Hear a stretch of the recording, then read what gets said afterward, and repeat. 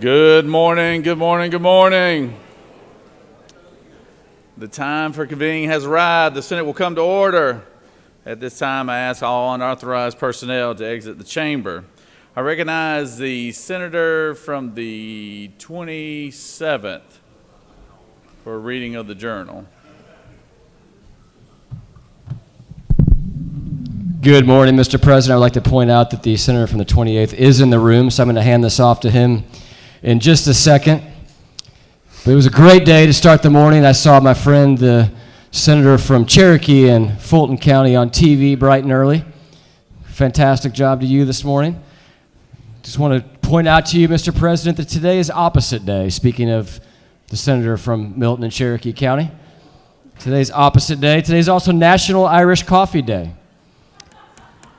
And today in 1870, I want to point out for the senator from the 47th that the soda fountain was patented by Gustavus Dowes. And with that, Mr. President, I will hand it off to the esteemed Rules Chairman after we announce the beautiful news that the journal has been read and found to be correct, and he will introduce our pages.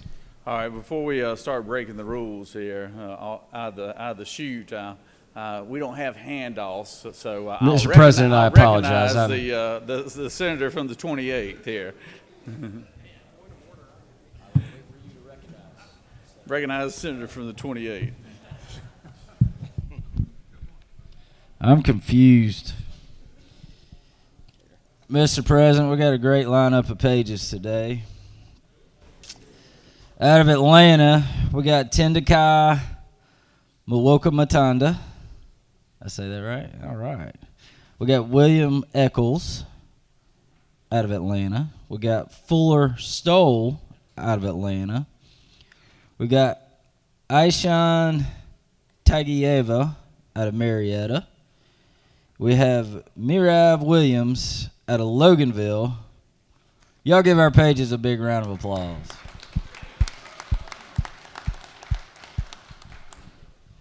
Mr. President, the journal has been read and found to be correct.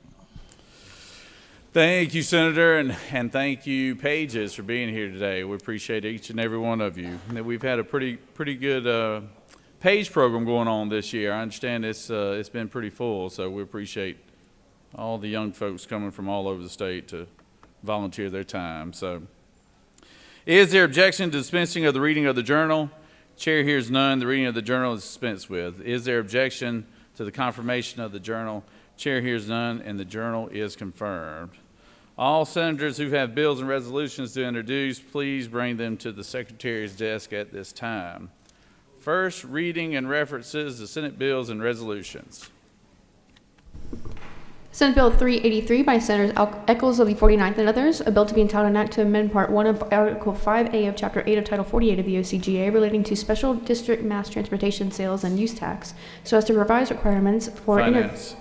Senate Bill 384 by Senators Hickman of the 4th and others, a bill to be entitled an act to amend Chapter 19 of Title 45 of the OCGA relating to labor practices relative to public officers and employees, so as to provide for the development and administration of the state of Georgia as Insurance and labor.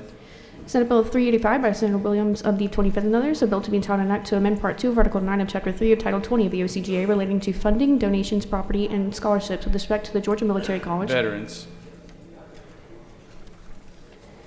Senate Bill 386 by Senators Dixon of the 45th and others, a bill to be entitled an act to amend Chapter 50 of the OCGA relating to state government so as to authorize and provide Economic development. Senate Bill 387 by Senators Kirkpatrick of the 32nd and others, a bill to be entitled an act to amend Article 5 of Chapter 5 of Title 40 of the OCGA relating to identification Children cards. and family.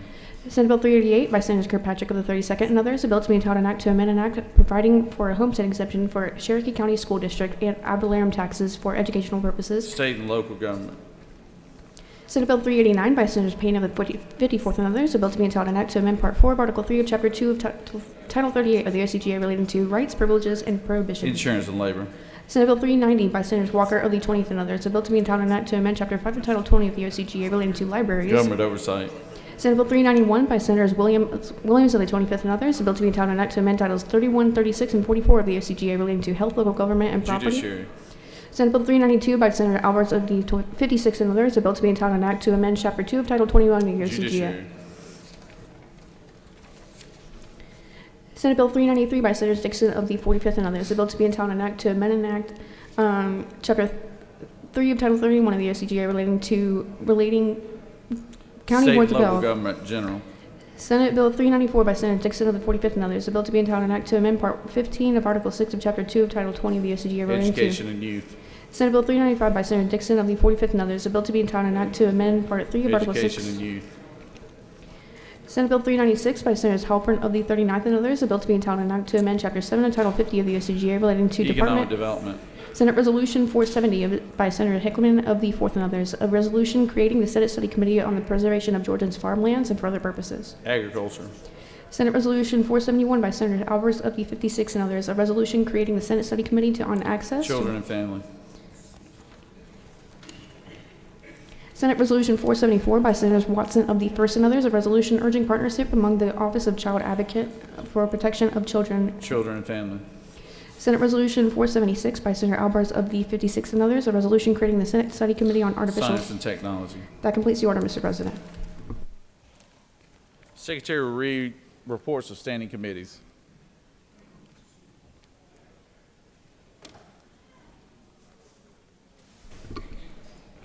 Mr. President, the Senate Committee on Ethics has had under consideration the following legislation and has instructed me to report the same back to the Senate with the following recommendation that Senate Bill 189 do pass. Respectfully submitted, Senator Burns of the 23rd District Chairman. Mr. President, the Senate Committee on Finance has had under consideration the following legislation and has instructed me to report the same back to the Senate with the following recommendation that Senate Bill 340 do pass, Senate Bill 366 do pass by substitute. Respectfully submitted, Senator Huffstetler of the 52nd District Chairman. Mr. President, the Senate Committee on Higher Education has had under consideration the following legislation and has instructed me to report the same back to the Senate with the following recommendation that House Bill 130 do pass by substitute. Respectfully submitted, Senator Hickman of the 4th District Chairman. Mr. President, the Senate Committee on Insurance and Labor has had under consideration the following legislation and has instructed me to report the same back to the Senate with the following recommendation that House Bill 63 do pass by substitute, House Bill 279 do pass by substitute, House Bill 362 do pass. Respectfully submitted, Senator Walker of the 20th District Chairman. Mr. President, the Senate Committee on Public Safety has had under consideration the following legislation and has instructed me to report the same back to the Senate with the following recommendation that Senate Bill 352 do pass, Senate Bill 255 do pass, Senate Bill 41 do pass by committee substitute. Respectfully submitted, Senator Albers of the 56th District Chairman. That completes the order, Mr. President. Secretary will read bills and resolutions for the second time. Senate Bill 342 by Senator Robertson of the 29th and others, child abuse records, child abuse neglect, and registries authorized and disclosure. Senate Bill 354 by Senator Walker of the 20th and others, cosmetologists and barbers, persons performing certain limited responsibilities exempt from licensure. Senate Bill 355 by Senator Robertson of the 29th and others, elections and primaries, use of ranked choice voting prohibit. Senate Bill 358 by Senator Burns of the 23rd and others, State Election Board, remove the Secretary of State, authorize the board to investigate. Senate Resolution 465 by Senator Dolezal of the 27th and others, Senate Special Committee on Investigations create. That completes the order, Mr. President.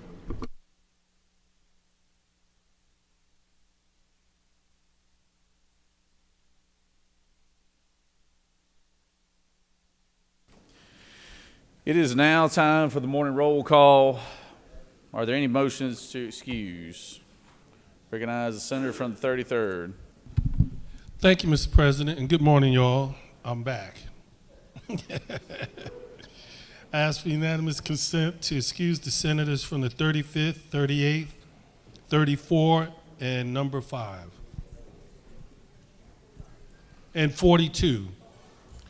Also, Mr. President, by the way, what was your number in college? I wore number 29.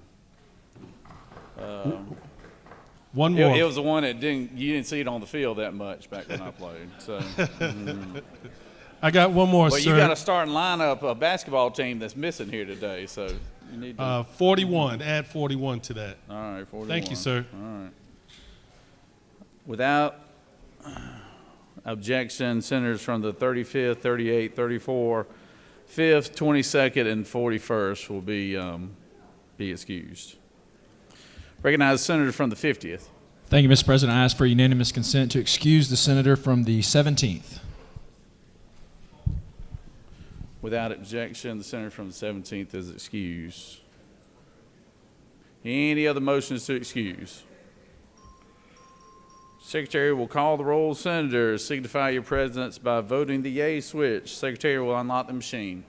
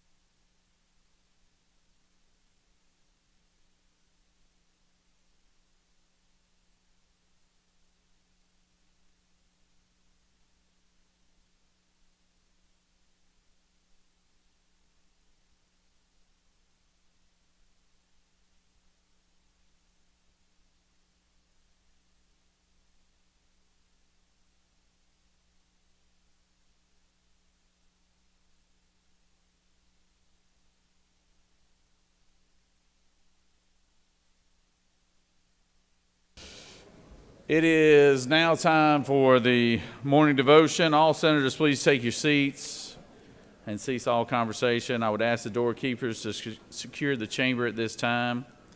I'd like to recognize the good senator from the 32nd to lead us in our pledge and introduce our chaplain of the day. Senator? Thank you, Mr. President. If you all would join me as we honor our flag. I pledge allegiance to the flag of the United States of America and to the republic for which it stands, one nation under God, indivisible, with liberty and justice for all. And now the Georgia flag. I pledge allegiance to the Georgia flag, to the principles for which it stands, wisdom, justice, moderation, and courage. Thank you. I want to introduce you to today Captain Leland Jones. Captain Jones serves proudly as a chaplain in the Georgia Army National Guard. In particular, he's the chaplain for the 265th Chemical Battalion within the 201st Brigade. He's also the chaplain for the Recruiting and Retention Battalion and serves as a member of the state's Critical Incident Team. His prior service enlistments include the U.S. Army Reserves and the U.S. Marine Corps. Chaplain Jones is the pastor of the Greater New Light Missionary Baptist Church in Atlanta, Georgia. He's a graduate of Georgia State University and Luther Rice Seminary. Welcome, Chaplain Jones. Thank you, ma'am. President Jones, Senator Kirkpatrick, who is serving well in honor in her uniform, and to those who are also the leadership of the Georgia Army and Air National Guard, and also select members of the State Defense Force. I say simply to you, welcome and good morning. A prayer will follow. Let these words rest upon each of you. If there was something to consider, the book of Deuteronomy, just a verse where Moses is leaving the scene, and he leaves with these words, and the Lord shall do unto them. But then he follows up with these beautiful announcements and says, and the Lord shall give them into your hands. But he says it with this beauty, be strong and of a good courage. Fear not, be not afraid of them, for the Lord thy God is with thee. And so I simply want to say to each one of you in your particular spaces, press on. We ask, oh God, that a word be given that might be bold, uplifting. Let us, dear Lord, also be collective and unifying the understanding that pressing on is something that needs to be done for us all. Press on. So Moses gives this real understanding that I am old. He actually says it in verses number 1 and 2. Don't get mad. I'm not pointing fingers at anyone. He says simply, I am gotten older, and I am old enough that I can tell you some things I've done where God has also told me. I won't go any further. But God gave me somebody in Joshua to pass the mantle on to. This is what he says in verses 1, 2, and 3. But also what he says in verse number 6 is that critical notion of what I want to share with you here today. He says, be strong and courageous. For those of you who are here, you are serving at a time when sometimes your service is not always appreciated. There are sometimes those who are your constituents might at the same time be the bane in the backside of your frustration. And even those who should say thank you sometimes would turn a blind eye and cross the street and never even acknowledge the service that you rendered. I don't say this to those of you who are only on the floor. There are some who are here in the gallery, and I see those with the Air and National Guard Army side. The reality is there are some who will say thank you for your service and yet want to curse the fact that you put on the uniform that you wear so that we can then have a differing set of opinions. We are the ones who support the laws that are put forward. But here today, I simply want to say, press on. In our discussion, as we're looking at Moses, these words are very brief. You're the ones who serve. And so I say, go and press on.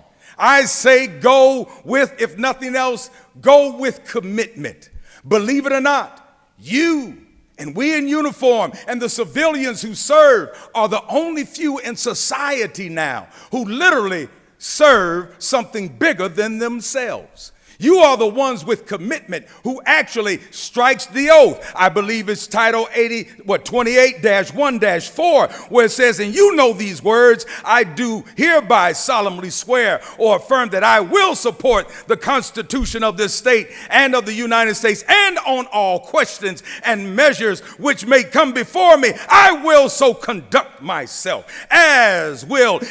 Oh my goodness, we also in uniform serve from the same creed of understanding where we say, I support, defend the Constitution of the United States against all enemies, foreign and domestic. Serve with commitment.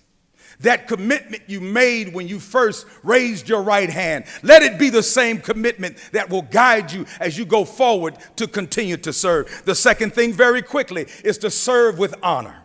Serving with honor is something that I think is beginning to dissipate in our world today. Honor really does matter. Grown people understand that you are not only representing yourself, but you also came from somewhere. And generally there's a grandmother or a grandfather that says, you don't do anything in your life, but make this name mean something to those around you. My friends, serve with honor. Your position is honorable. We need you to continue to serve with honor and know how much we appreciate each and every one of you. And every once in a while, you'll get into those tizzies where people don't appreciate on one side or the other. Well, it was James Lane Allen who simply said that adversity doesn't build character, it reveals it. You are here because you are already honorable men and women. Continue to do so and to serve this great state of Georgia. And then the last thing is serve with courage. It takes a strong leader to stand firm. It takes a strong leader to have a strong opinion on any point, one way or the other. Stand and be courageous. Stand and be strong. But also in the world today, being that you're the ones who literally are the truest of patriots. It was George Washington who said, guard against the imposture of pretended patriotism. You've sworn to do something awesome. And I say I'm so grateful that you're doing it. And we're here simply to say, press on. And so I say, press on. Your session is not over yet. Signing day, I'm sure, is right around the corner. But I say, press on. Whether you serve those who are the affluent areas or if you serve those who, like with Langston Hughes in the poem Mother to Son, where she said simply, life for me ain't been no crystal stair. It's been floors bare and we had no carpet on them. But she says, I still a climbing, honey, for life for me ain't been no crystal stair. Wherever you are with whomever you serve them boldly, serve them with commitment, serve them with honor, serve them with courage. And whatever you do, please do not quit.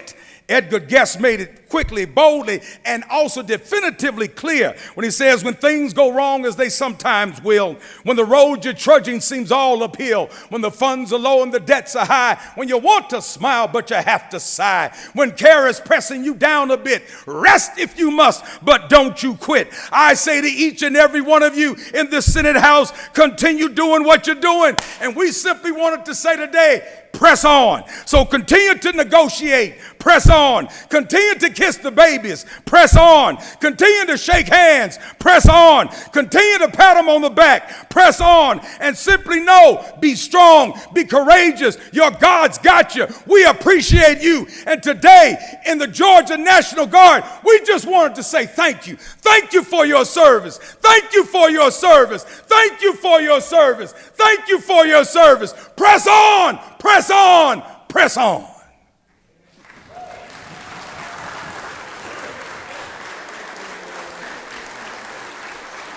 Thank you for your service.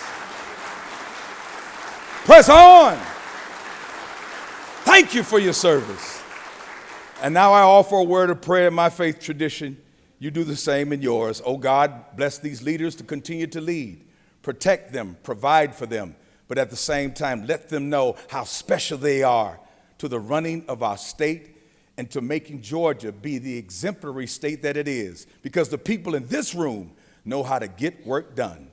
This I pray, oh God. for God and country. Amen. Press on.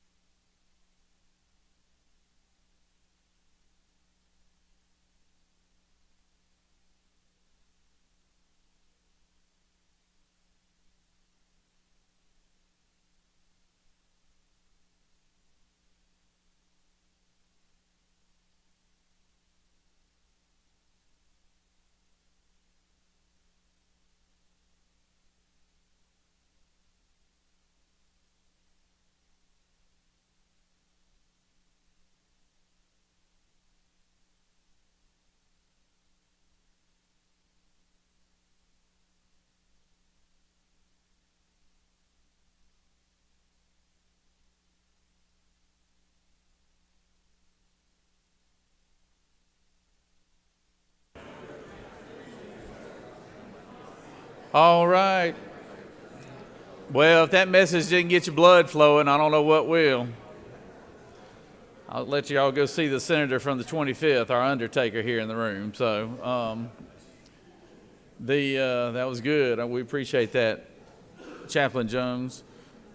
Always love introducing our doctors of the day, or the physicians that come down here and volunteer their time and services. We greatly appreciate them, and I'd like to recognize the senator from the 52nd to introduce our doctor of the day. Senator. Thank you, Governor. We have with us today Dr. The Bible says J. Michael Ware. Mike Ware and I grew up in Rome about the same time. Matter of fact, our dads both were friendly competitors in the heat and air conditioning business, so Tucker, the lobbyist, tells me I got to call that conditioned air now, so I'll try to do that right. But we both were toting Freon tanks for our daddies years ago. I'm not sure why he didn't stay in the business. With me, it was those snakes under the houses. I didn't like them too well. But we both went out. He went to the county school. I went to the city school same time. He went to Georgia Tech. I went to Georgia. But then Dr. Ware went on to Emory School of Medicine, and then he went to the Vanderbilt School for his residency in internal medicine, and came back to Emory for a fellowship in cardiovascular disease, and has been an interventional cardiologist at the hospital I've worked at a lot longer than I've been up there. It's one of the 3 level 1 emergency hospitals in the state. So when we talked about the Undertaker Center, he got one of those life-saving stents in the last year on that LAD, I know. And he's there for when they bring in by ambulance or by car, or they fly them in, the emergency hearts. He's there waiting on them. I can tell you, when he's not there, you're probably going to find him on his tractor. Good doctor up there and a good friend in Rome, Dr. Michael Ware.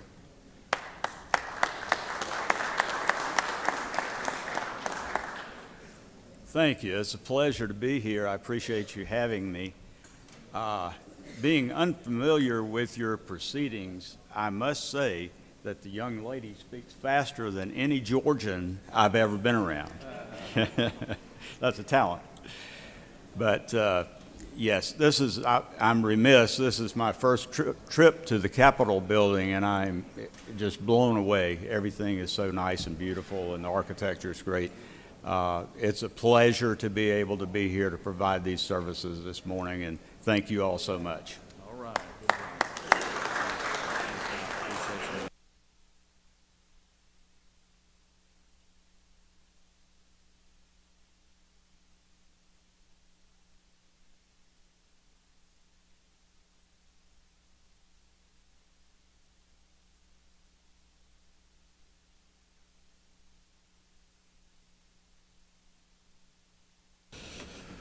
Before we recognize our scheduled a special guest today, I want to recognize one of our former members here. We got Senator Judson Hill here, everybody. Why don't y'all give Senator Judson Hill? Senator Hill served many, many years here in this body, and he's a good man, and I served with him for a little while in the Senate, and he's a good man, and always was a good friend to me, and a good member of this body. So we appreciate having you here, Senator. All right, as y'all can see, we've got some special guests here, and I am happy to have our Georgia National Guard here today.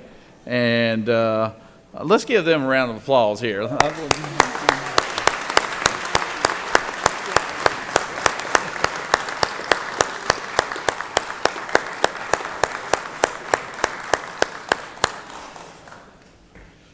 They had a very fine message from Captain Jones today, and it's probably y'all were lucky, because that's probably one of the most inspiring talks we've heard in quite some time in this body. So, but I'd like to recognize once again the senator from the 32nd to introduce our special guest. Senator. Thank you, Mr. President. And before I make my remarks, I'd like to ask all the veterans in the chamber to come and stand with us up here. So, fellow senators, you may have noticed some people in uniform at the Capitol today, not just people on the podium, but also the people along the side over here. And in the gallery, we've got soldiers and airmen with us today, which is a great honor. I'm proud to serve in the Georgia State Defense Force in the 132nd Medical Unit of the volunteer unit that supports the National Guard.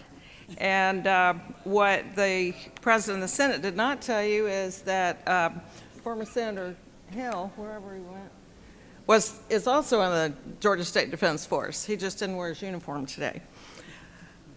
I want to introduce our guests back here. We've got Major General Tom Carden. We've got Colonel Dirk Dobby from the Defense Force. Chief Master Sergeant Linda Washington from the Georgia Air Guard. We've got Command Sergeant Major John Ballinger from the Army National Guard. And we've got Deputy AG Joe Ferrero. Thank you very much for being with us today. The Georgia Department of Defense consists of 15,000 members, 11,000 Army National Guard, 2,900 Air National Guard, 500 State Defense Force, and 500 federal and state civilians. Deployed across the world performing missions from Southwest border security to peacekeeping missions in Kosovo and the Middle East, the Guard is deployed around the world. The State Defense Force is deployed within the state for disaster relief and other missions. Major General Carden enlisted in the Army National Guard in 1986. He was commissioned in 1989 as a second lieutenant. He's led troops deployed from Kosovo to Iraq. He rose to serve as the commanding general of the Georgia Army National Guard, and immediately prior to his appointment as adjutant general in 2019, he served as the deputy commanding general of the NATO Multinational Division Southeast, Romania. Please welcome Georgia's Adjutant General, Tom Carden, and we have a resolution for them that perhaps we could read.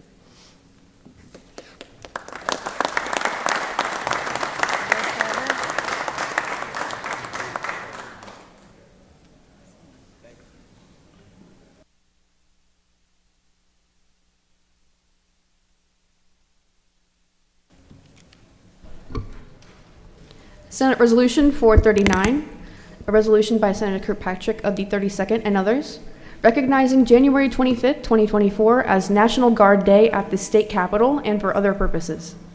Whereas the Georgia Department of Defense provides ready and relevant military forces to the governor to respond to state emergencies and to combatant commanders to defend our nation.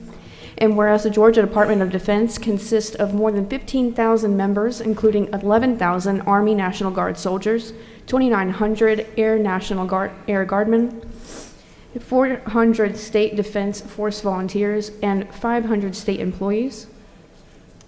And whereas from 1733 to 2023, the Georgia National Guard has continued the tradition of selfless service from the first citizens muster by Lord James Oglethorpe through service in 2 world wars, Korea, Vietnam, and the global war on terror, safeguarding citizens of foreign nations while preserving the freedoms cherished by the citizens of the United States of America.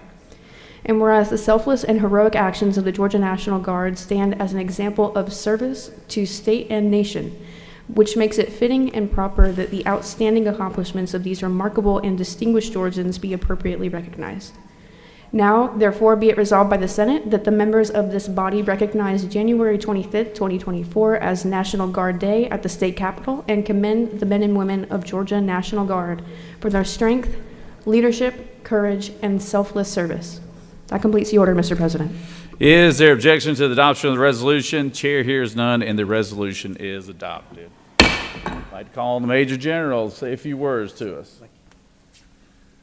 Thank you, Lieutenant Governor Jones, Senator Kirkpatrick, distinguished members of the Georgia State Senate. And we're just honored and humbled to be in the chamber today to represent the 15,000 men and women that serve in your National Guard. We're absolutely committed to our important missions right here at home and abroad. And I got to say, I want to thank Chaplain Jones. I don't know how many of you were here to hear his message earlier, but I grew up in a little church down in southwest Georgia, and our preacher used to say, if I don't light your fire, you got wet kindling. So yeah, if you heard that message, you're not ready to run through a wall and get it done, then I don't know what to tell you. So thank you, Chaplain Jones. Certainly appreciate your message today.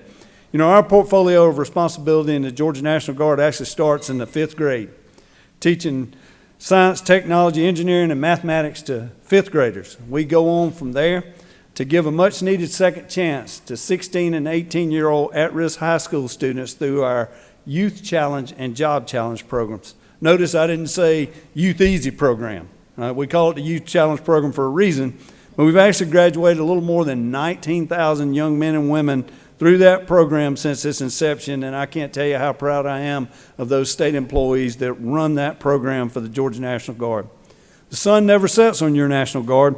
This year has been no different. In the next few months, we'll complete the deployment of more than 2,100 service members, as Senator Kirkpatrick mentioned earlier, from our southwest border right here in the United States to locations from the Sinai Peninsula, the Middle East, and Kosovo, just to name a few. When you consider the requirements in addition to our state partnerships with the countries of Georgia and Argentina, you will see that your Georgia National Guard remains more relevant and engaged than ever before. We have service members from every county in the state of Georgia. In addition to the missions we complete at home and abroad, your National Guard has an economic impact in the state of Georgia of over $1.1 billion annually. None of this would be possible without you, without your support, without your leadership. Today's called National Guard Day at the Capitol, but as I briefed our troops on earlier that came here, and many of whom are in the gallery with us today, really the day is the day for the National Guard to come here and thank you for what you do every day. The work you do in this chamber literally bends the mathematical odds in favor of us going to get our mission done and bringing everybody home safe. We couldn't be more honored to be here to thank you, to thank your veteran members of the Georgia State Senate, right, who stood in the gap between freedom and tyranny. Evil never takes a day off, and your Georgia National Guard is going to do everything that we can to follow the example that you all have set to make sure that evil never comes to your door or the doors of your neighbors. May God bless you, the state of Georgia, and the United States of America. Thank you for having us.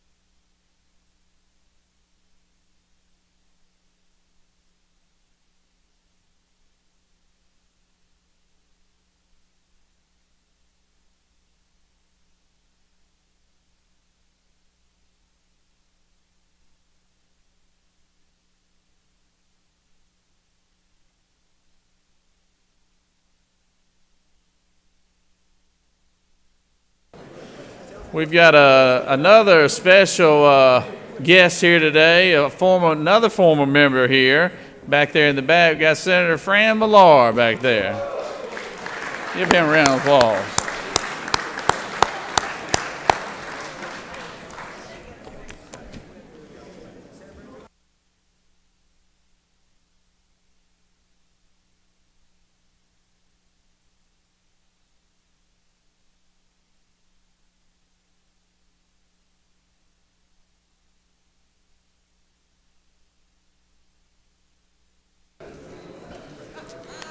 I got another good friend of mine here that is one of our guests here today. Somebody that has been familiar with this body. He's brought him down here a few years ago when he was starting his foundation. The Magic Foundation is my great friend Malcolm Mitchell, who's from Valdosta, Georgia, but for you UGA people, that name might sound familiar. He was an outstanding star at the University of Georgia, went on to play for the New England Patriots, played in the Super Bowl game against the Atlanta Falcons, and as he will say, you know, he couldn't help it because they spotted him 25 points at halftime, so.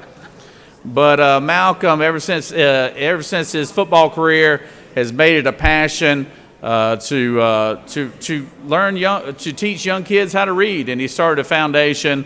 And he and I have been working together on some projects.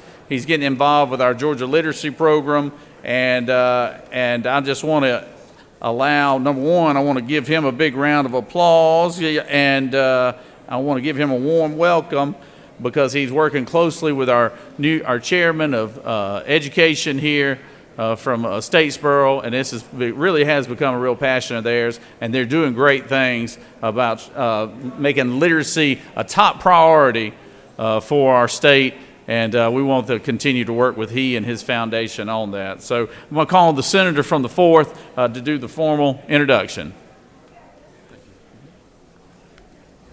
Thank you, Mr. President. It is an honor to introduce my friend Malcolm Mitchell to y'all. Many of y'all have met him in the past, and Malcolm's not here today because of football. He was a great football player, but he's here because of literacy and children reading. I wish that Georgia had listened to Malcolm Mitchell in 2016 when he organized Share the Magic Foundation. Malcolm knew at that time that our children in Georgia could not read, and they were not reading on grade level. We all became very embarrassed in 2023 when these statistics became very well known across the state of Georgia, but we didn't slow down. We passed Senate Bill 211, which created the Literacy Council, and we also passed House Bill 538, which brought phonics back to school. We thank you, everyone in this Senate and in the House, for doing that. And we have got a resolution now honoring Malcolm's literacy efforts, and I want to read that, give this to you, Malcolm, but let me read it. Let me read this to you, read it to everyone. Recognizing and commending Malcolm Mitchell, and for other purposes, whereas Malcolm Mitchell, a native of Valdosta, Georgia, has been recognized as the national captain of the All-State Good Works team as a result of his frequent visits to elementary schools to read to students and his love for literacy, and whereas Malcolm Mitchell has authored several children's books, 2 of which led to him being awarded the title of Children's Author of the Year by the Georgia Writers Association in 2016 and 19, and he has signed a 3-book contract with Scholastic Publishing Company, and whereas Malcolm Mitchell's love for literacy prompted him to create the Read with Malcolm Youth Literacy Initiative in 2015 and Share the Magic Foundation in 2016, with the purpose of transforming children's lives through literacy and inspiring young people to read through providing students in Title I schools with book ownership. And whereas since the founding of Share the Magic Foundation, it has given books to over 150,000 young readers, and 88% of the money that goes to this foundation is used directly for the literacy efforts, are used directly to support youth literacy in unserved communities, and this initiative has led to increased reading minutes, readers being empowered to strive for success, and more students passing accelerated reading tests.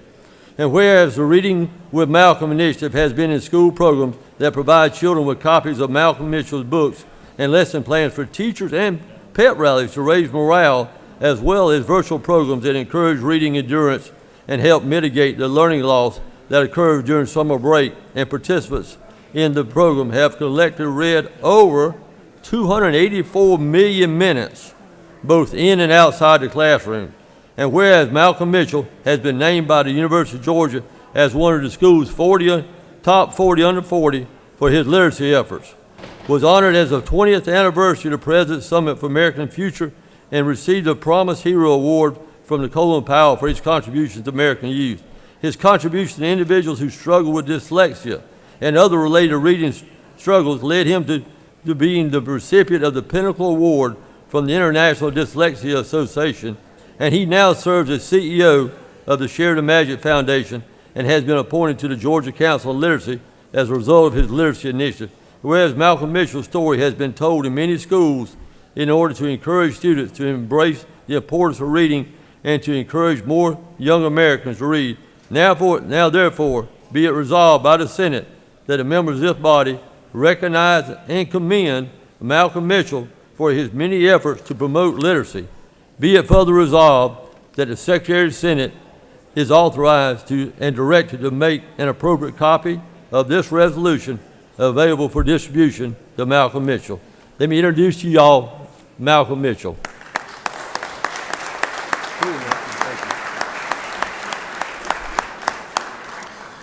Good morning, Senator Billy Hickman, thank you. Joanne, thank you as well. Lieutenant Governor Burt Jones, I appreciate you as well, my friend.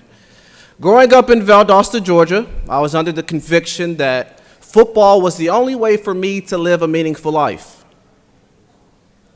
I was incorrect. I have learned through education, through reading, that I can empower my future to become a productive member of this society. Now, the truth is, less than 40% of our students are reading on grade level by third grade. That means they have an increased likelihood of interacting with the criminal justice system. That means they're more likely to need government assistance programs. And that means they have a decrease in their life expectancy. Literacy rates impact every area of life. And I am saying I am committed to that no longer being the outcome in the state of Georgia. That we get our kids reading on grade level so they can become productive members of society and enter the workforce to continue to make this one of the greatest states to live. I hope you're willing to join me. I appreciate your time this morning. And as I always like to say, let's keep reading. Thank you all.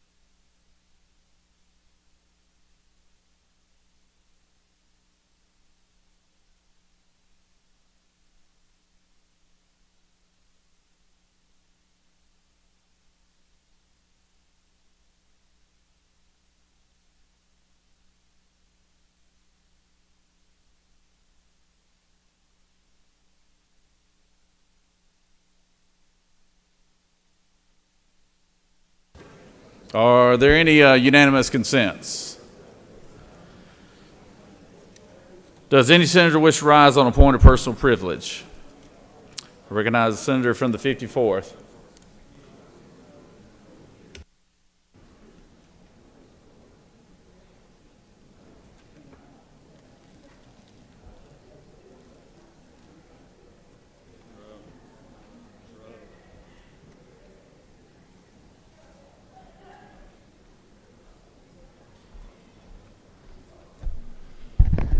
Thank you, Mr. President. Friends, I rise today for two purposes, as to acknowledge two things. Number one, that freedom is not free, and to bring light to the cost. When I left the 504th Infantry Regiment of the 82nd Airborne Division, I never forgot the day I left at 23 years old, newly married, coming back to Georgia with my new wife, that another 18-year-old kid stepped in my spot. And I never forgot that while I'm standing at this podium and we're sitting in this chamber today, there's a young man or a young woman standing on a wall in a really dark and dangerous region of the world in the middle of the night. And that he or she's already come to terms with in the middle of the night, there could be a sniper's rifle on me right now and I wouldn't know it. Yet he or she still stands there. And I like to tell people, if you really want to know what freedom is, go find that 18-year-old kid and ask him why. Why are you still standing here knowing there could be a sniper's rifle on you at this moment? It goes down to what I said a few days ago. It's the hope of freedom. That young man or young woman left their want of freedom long behind. So that's why I rise today, is to bring light. Because this past week, our nation lost two amazing young men, two of our best, just from the position that they held. This week we lost Nathan Gage Ingram and Christopher J. Chambers. And both of these men served in the U.S. Navy SEALs Team 3, and both died this week. And though their names may never be remembered by society, I knew that today I needed to come to this well and breathe those names so that this room would hear and remember those two names. I'll read you the story. It says, under the darkness of night and the rolling high seas off the coast of Somalia, members of the U.S. Navy SEALs Team 3 began to climb aboard an unflagged ship that was carrying illicit Iranian-made weapons. As Navy Specialist Warfare Operator, Second-Class Nathan Gage Ingram began climbing the ladder into the boat. He slipped, falling into the gap the waves had created between the vessel of the SEALs combatant craft and the ship. As he went under, U.S. Navy Specialist Warfare Operator First Class Christopher J. Chambers jumped into the gap to try to save him. It was an instinctive act, honored by years of training, one teammate going to another's aid, but weighed down by the body armor, weapons, and heavy equipment, the two SEALs plunged into the depths of the Iranian Sea and died. So, Mr. President, I would just ask for a moment of silence that we remember these two heroes. Please rise while the senators ask for a moment of silence. Who gave their lives so that we could all stand in this room today.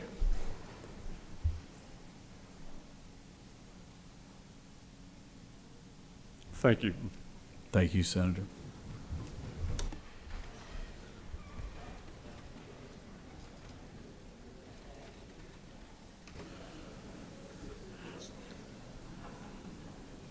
Does any other senator wish to rise on a point of personal privilege?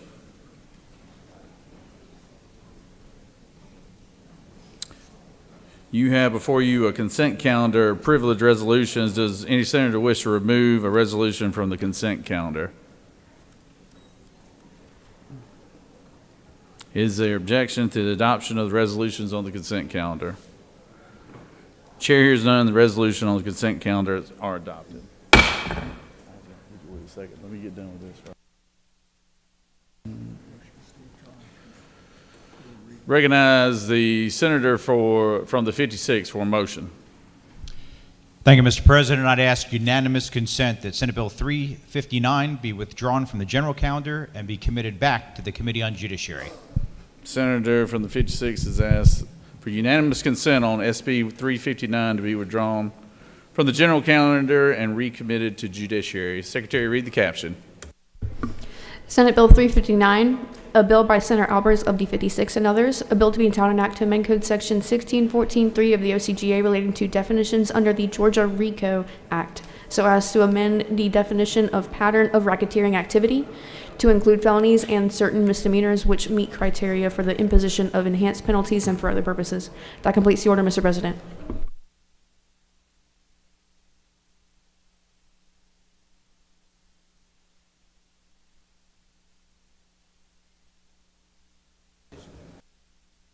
Recognize the senator from the 56th to speak to the motion.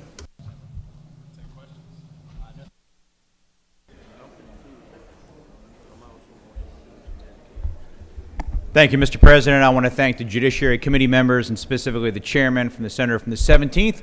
We are going to work on this bill and adopt some of the similar language that Florida and other states have done that I think will be a better consensus to make sure that we are implementing further protections against anti-Semitism and the people who are continuing to push hate and terrorizing our citizens, because we will always stand behind our citizens and make sure that they are freedom-loving people that can feel safe in their homes and in their businesses. Thank you. I yield the will. Is there objection to the senator from the 56th motion? Without objection, the bill is recommitted.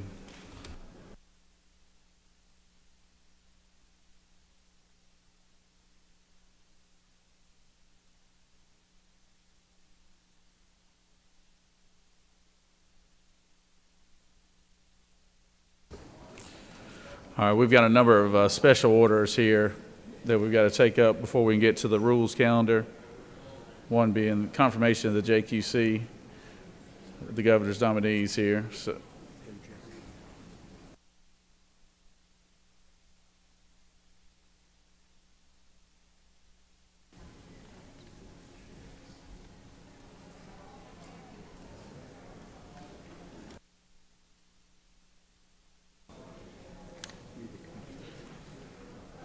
Secretary, read the committee report. Mr. President, the Senate Committee on Assignments has had under consideration the following appointments to the Judicial Qualifications Commission. Honorable Bob Barr, appointed by the Governor. Mr. Stephen S. Green, appointed by the Speaker of the House of Representatives. Honorable Victoria S. Darasol, appointed by the Supreme Court of Georgia, and has instructed me to report the same back to the Senate with the following recommendation: that the appointment be confirmed as submitted. Respectfully submitted, Senator Honorable Burt Jones, Chairman. That completes the order, Mr. President. Recognize the majority leader for a motion. Thank you, Mr. President. I ask for unanimous consent to allow for the confirmation of the appointments of Mr. Bob Barr, Mr. Stephen S. Green, and Ms. Victoria S. Darasol to the Judicial Qualifications Commission be confirmed by one roll call vote. Majority leader has moved. Is there objection? We have an objection.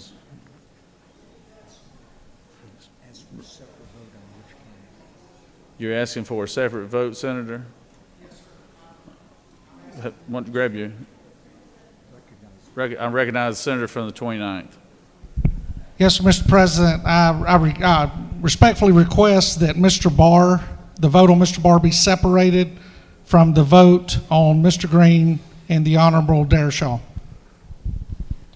Senator has requested that one be removed from the list. Is there objection to that? Without objection, we'll set the nomination of Mr. Barr to the side and vote on it separately. So.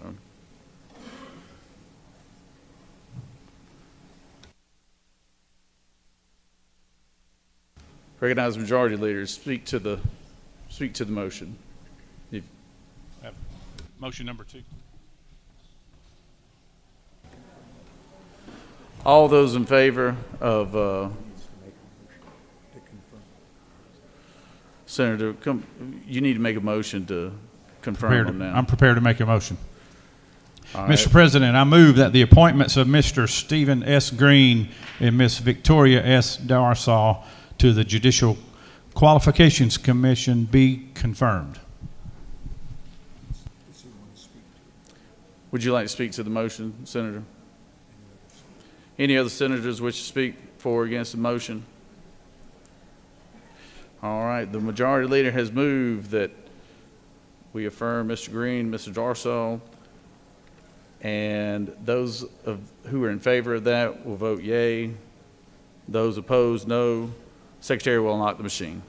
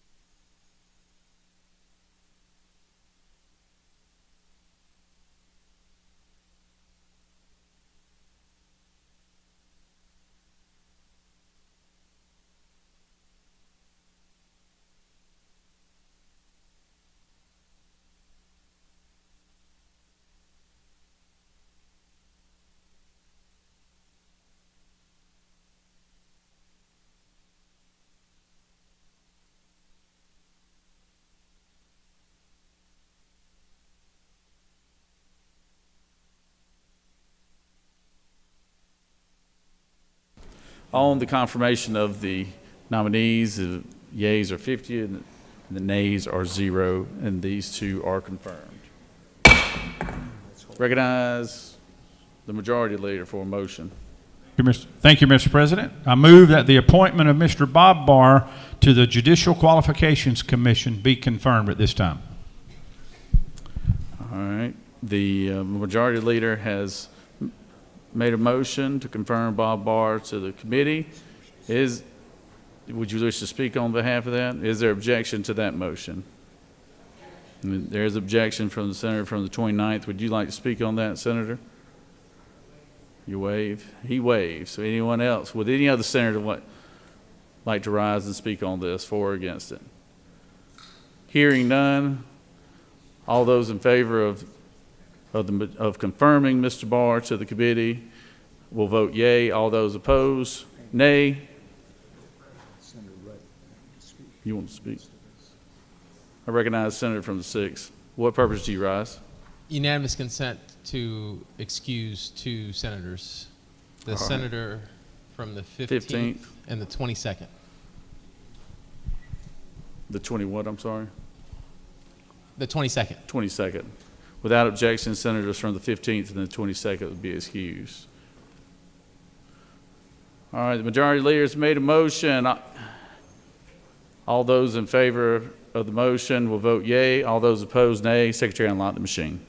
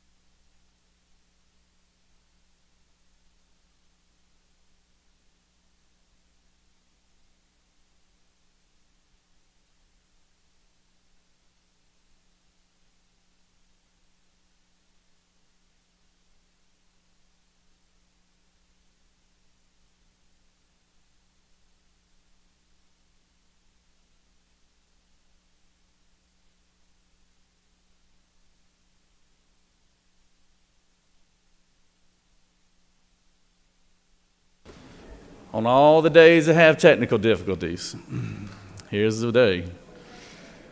The yeas are 29, the nays are 20, and Mr. Barr is confirmed.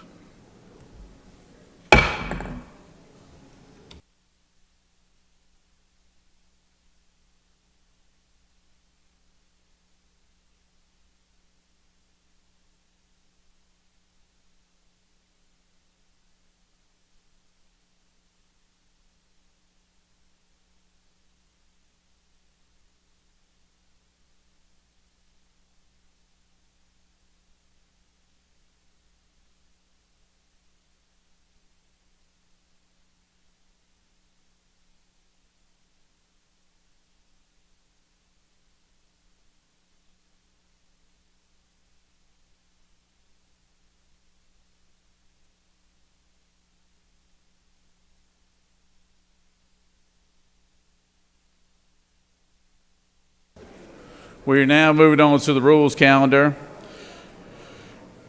starting with SR 443. Secretary, read the caption. Senate Resolution 443, a resolution by Senator Kennedy of the 18th and others. A resolution appointing Rick Jeffries to the State Election Board and for other purposes. Mr. President, the Senate Committee on Rules recommends that this resolution do pass. Respectfully submitted, Senator Brass of the 28th District Chairman. That completes the order, Mr. President.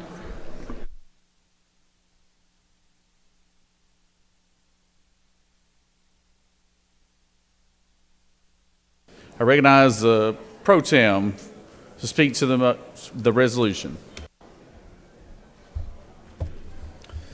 Thank you, Mr. President. Good morning, colleagues.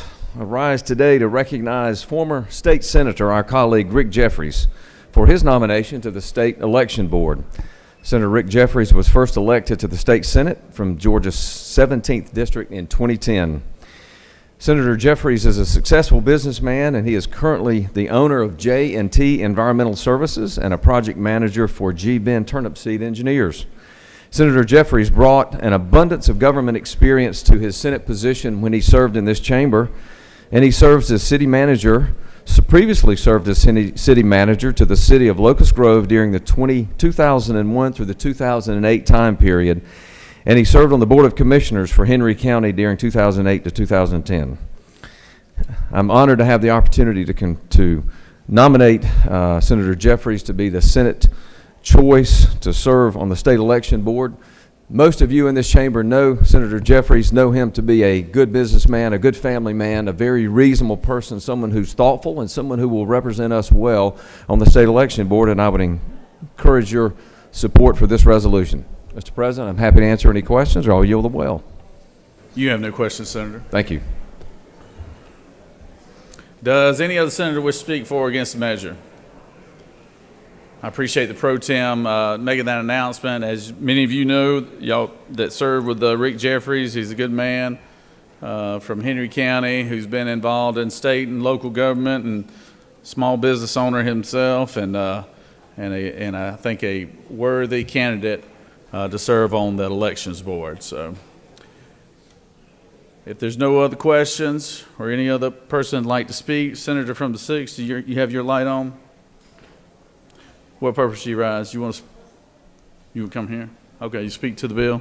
Recognize Senator from the 6th. Speak to the measure.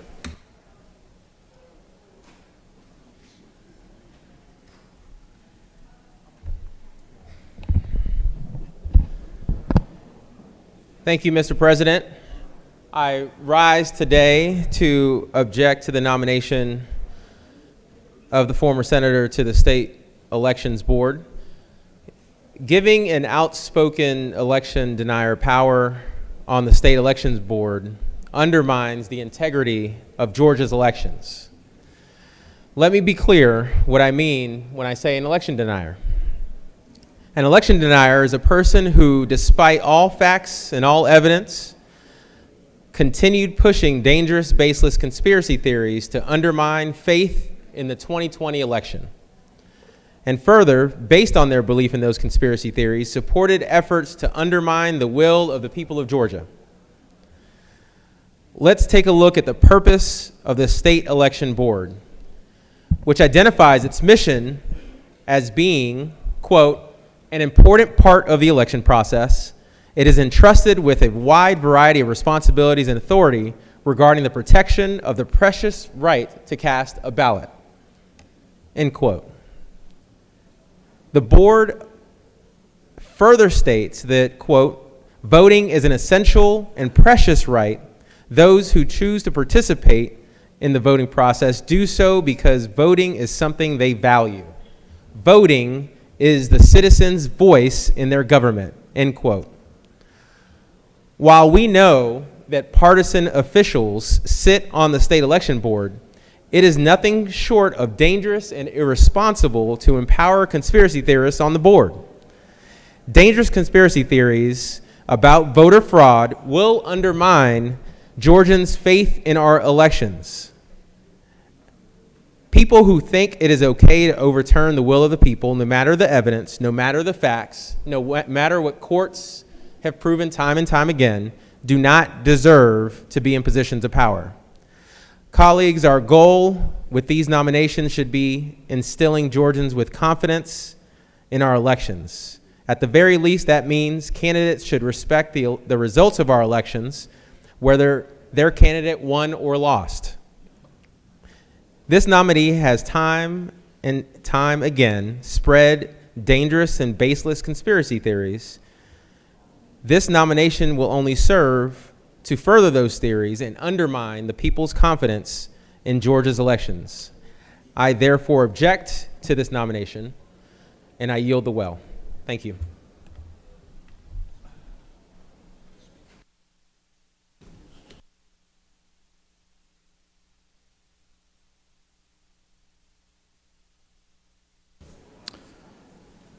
Does any other senator wish to speak for or against the measure? Chair hears none. Is there objection to the previous question being ordered? Chair hears none. The previous question is ordered. Is there objection to agreeing to the report of the committee, which is favorable to the adoption of the resolution? Chair hears none, and the report of the committee is agreed to. Is there objection to the main question being ordered? Chair hears none. The main question is ordered. Questions on the adoption of the resolution. All those in favor of the resolution will vote yea. Opposed, nay. Secretary will unlock the machine.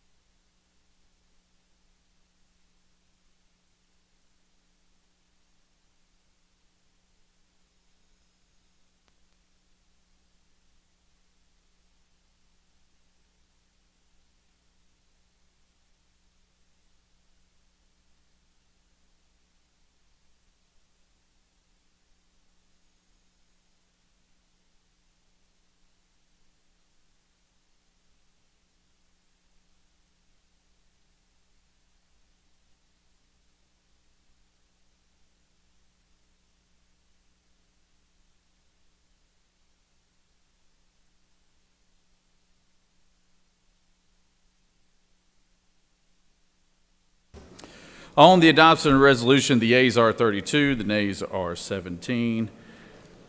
This resolution, having received the requisite constitutional majority, is therefore adopted.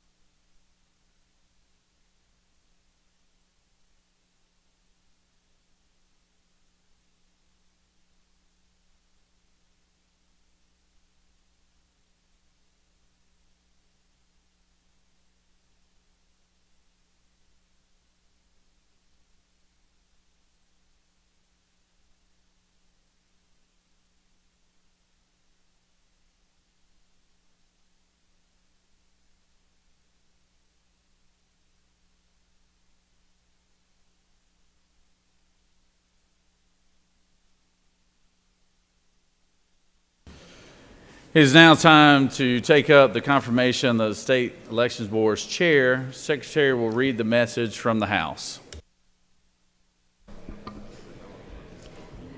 Mr. President, the following message was received from the House through Mr. Riley, the clerk thereof.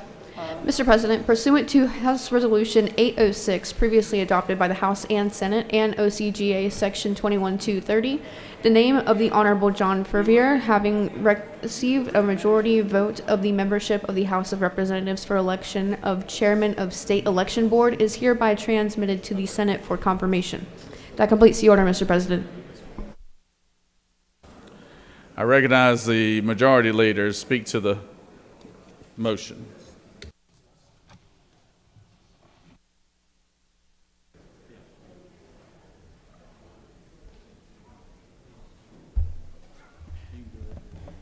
All right. Thank you, Mr. President.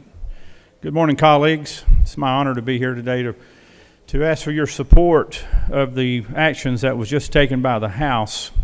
Back on January the 5th of this year, Governor Kemp announced the appointment to the State Elections Board to the position of chair of Mr. John Fervier. Mr. John Fervier is a gentleman from Ellijay, Georgia, which is my district that I represent back home.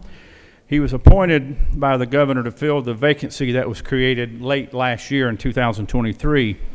John has worked a career at the Waffle House, one of our favorite restaurants and places to go early in the morning or late at night. He worked there for over 35 years, and he currently serves as the Vice President of Risk Management and Security, overseeing the company's risk management, security efforts, and worker benefits. He also currently serves as the Chairman of the Board of Trustees of the Georgia Subsequent Injury Trust Fund. He is a member of the Chairman's Advisory Council of the Georgia State Board of Workers' Compensation, and he's also Secretary and Treasurer on the Board of Directors for Kids Chance of Georgia, helping secure educational scholarships to children who have been victims of work-related incidents. Mr. Verbeer previously served as the chairman of the Georgia Self-Insurers Association. He received his undergraduate degree in mathematics from Berry College up in Rome, Georgia. Early in his career, he served in the U.S. Army as a signal company executive officer and a platoon leader. Today, he and his wife, Sarah, reside in Norcross, Georgia. We are grateful for John's service to our state throughout his career, and we look forward to his leadership on our state elections board, which is a very important job. I really appreciate the opportunity to present him to you today, and I ask for your favorable consideration for the nomination and the appointment to this board. Mr. President, I yield the will. Senators yield. And Mr. Leader, I'll now recognize you for that motion. Mr. President, I move that the election of Mr. John Verbeer as chairman of the State Elections Board be confirmed at this time. Majority Leader has moved. Is there objection? Hearing none. Is there objection to the main question being ordered? Chair hears none. The main question is ordered. The question is on the confirmation of Mr. John Verbeer as chairman of the State Elections Board. All those in favor vote yea. All opposed, nay. Secretary, unlock the machine.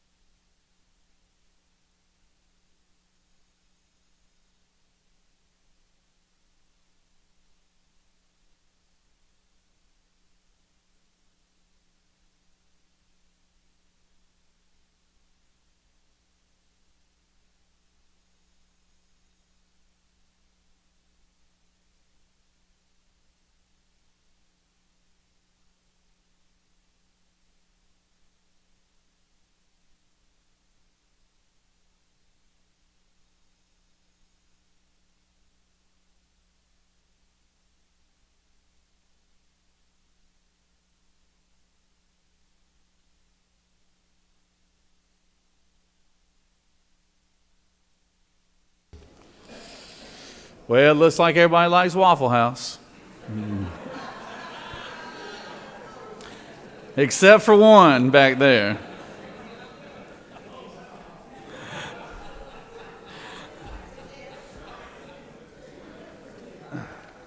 On the confirmation, the yeas are 48, the nays are 1. This individual, having received the requisite constitutional majority, is therefore approved. Recognize the Majority Leader. Parliamentary inquiry. State your inquiry. Isn't it true there must be a lot of IHOPs in northwest Georgia? Obviously, the senator wouldn't have voted for that resolution. He looks like he can put down a pancake or two. So.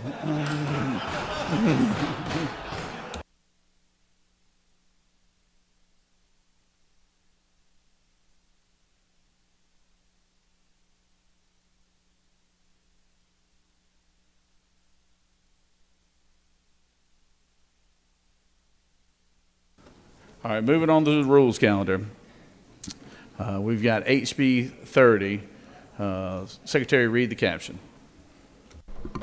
House Bill 30, a bill by Representative Carson of the 46th and others, a bill to be entitled an act to amend Chapter 1 of Title 50 of the OCGA relating to general provisions relative to state government, so as to provide for the definition of anti-Semitism and for other purposes. Mr. President, the Senate Committee on Judiciary recommends that this bill do pass by substitute. Respectfully submitted, Senator Strickland of the 17th District Chairman. The Senate Judiciary Committee offers the following substitute to House Bill 30, a bill to be entitled an act to amend Chapter 1 of Title 50 of the OCGA relating to general provisions relative to state government, so as to require certain agencies to consider the definition of anti-Semitism provided for in this act in the enforcement of laws and regulations prohibiting discrimination on the basis of race, color, religion, or national origin, to provide for limitations and construction and for other purposes. Mr. President, Senator Merritt of the 9th has offered the following amendment number 1 to amend committee substitute to House Bill 30 by inserting at the end of line 22, criticism of Israel similar to that leveled against any other country cannot be regarded as anti-Semitic. That completes the order, Mr. President. I recognize the senator from the 18th, the pro tem, to speak to the to the bill.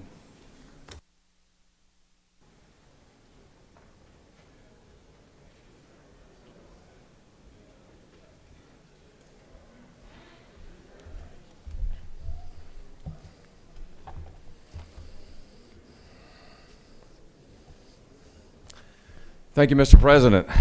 Good morning, colleagues.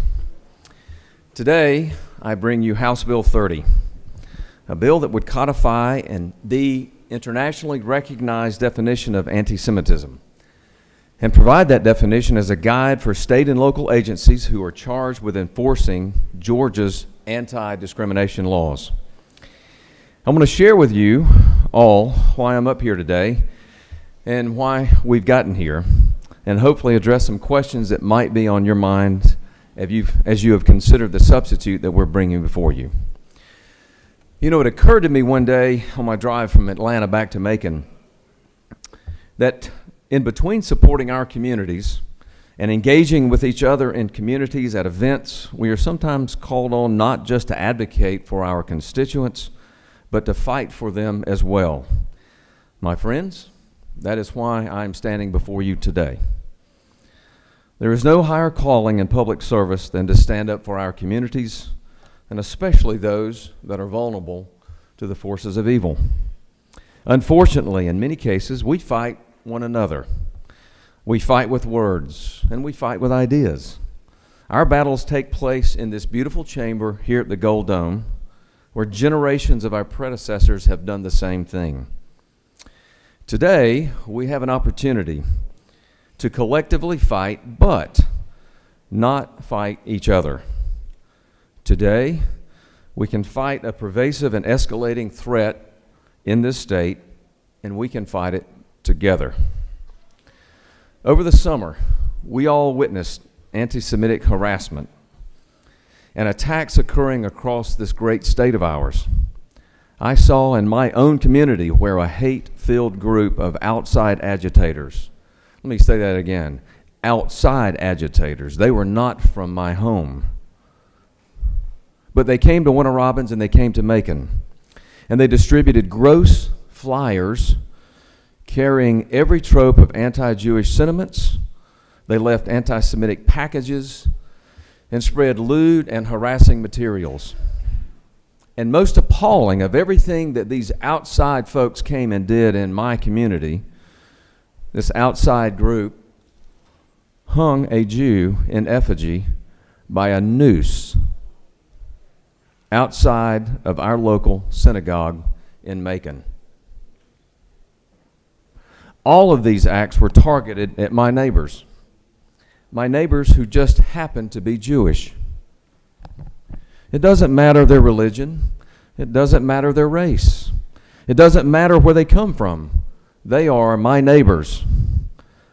I know I'm not the only member of this esteemed body who had and saw similar disgusting acts occur to your neighbors and who have heard from your constituents on this very issue that we're addressing today. We've also seen anti-Semitism take on its most violent form on the world stage. The October 7th attack on the Jewish state and our ally by those who call not just for the destruction of Israel, but for the death of Jews around the world, highlighted the near nonstop threat that our Jewish brothers and sisters face. And while that may feel like a world away, the pain and the conflict hits close to home for many of us. During the committee meeting that we held earlier this week, we heard from Mr. David Lubin, whose daughter Rose was killed in Israel. Rose was a recent graduate of Dunwoody High School, and her family still lives here. I want to thank Mr. Rubin for coming to this committee that we had on Monday and sharing his family's story and for honoring the memory of his daughter Rose when he testified before the Judiciary Committee. Not only that, members of this chamber have heard firsthand accounts of the wanton destruction in Israel, but also the bravery of the Jewish people, from the senator from the 8th, who was in Israel at the time of the attack.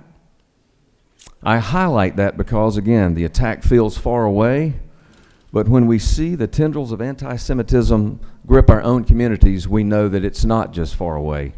It's right here, friends. Speaking of constituents, I'm proud today to have Rabbi Elizabeth Bahar from Macon. She's the rabbi of Macon's Temple Beth Israel. She's in the gallery. She also had the courage to come Monday night to the Judiciary Committee meeting and share her story of the hatred that was witnessed in Macon.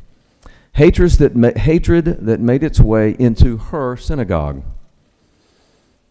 her life, and yes, her home. She shared the story of her congregation's fears of coming to their temple to pray and exercise their religion.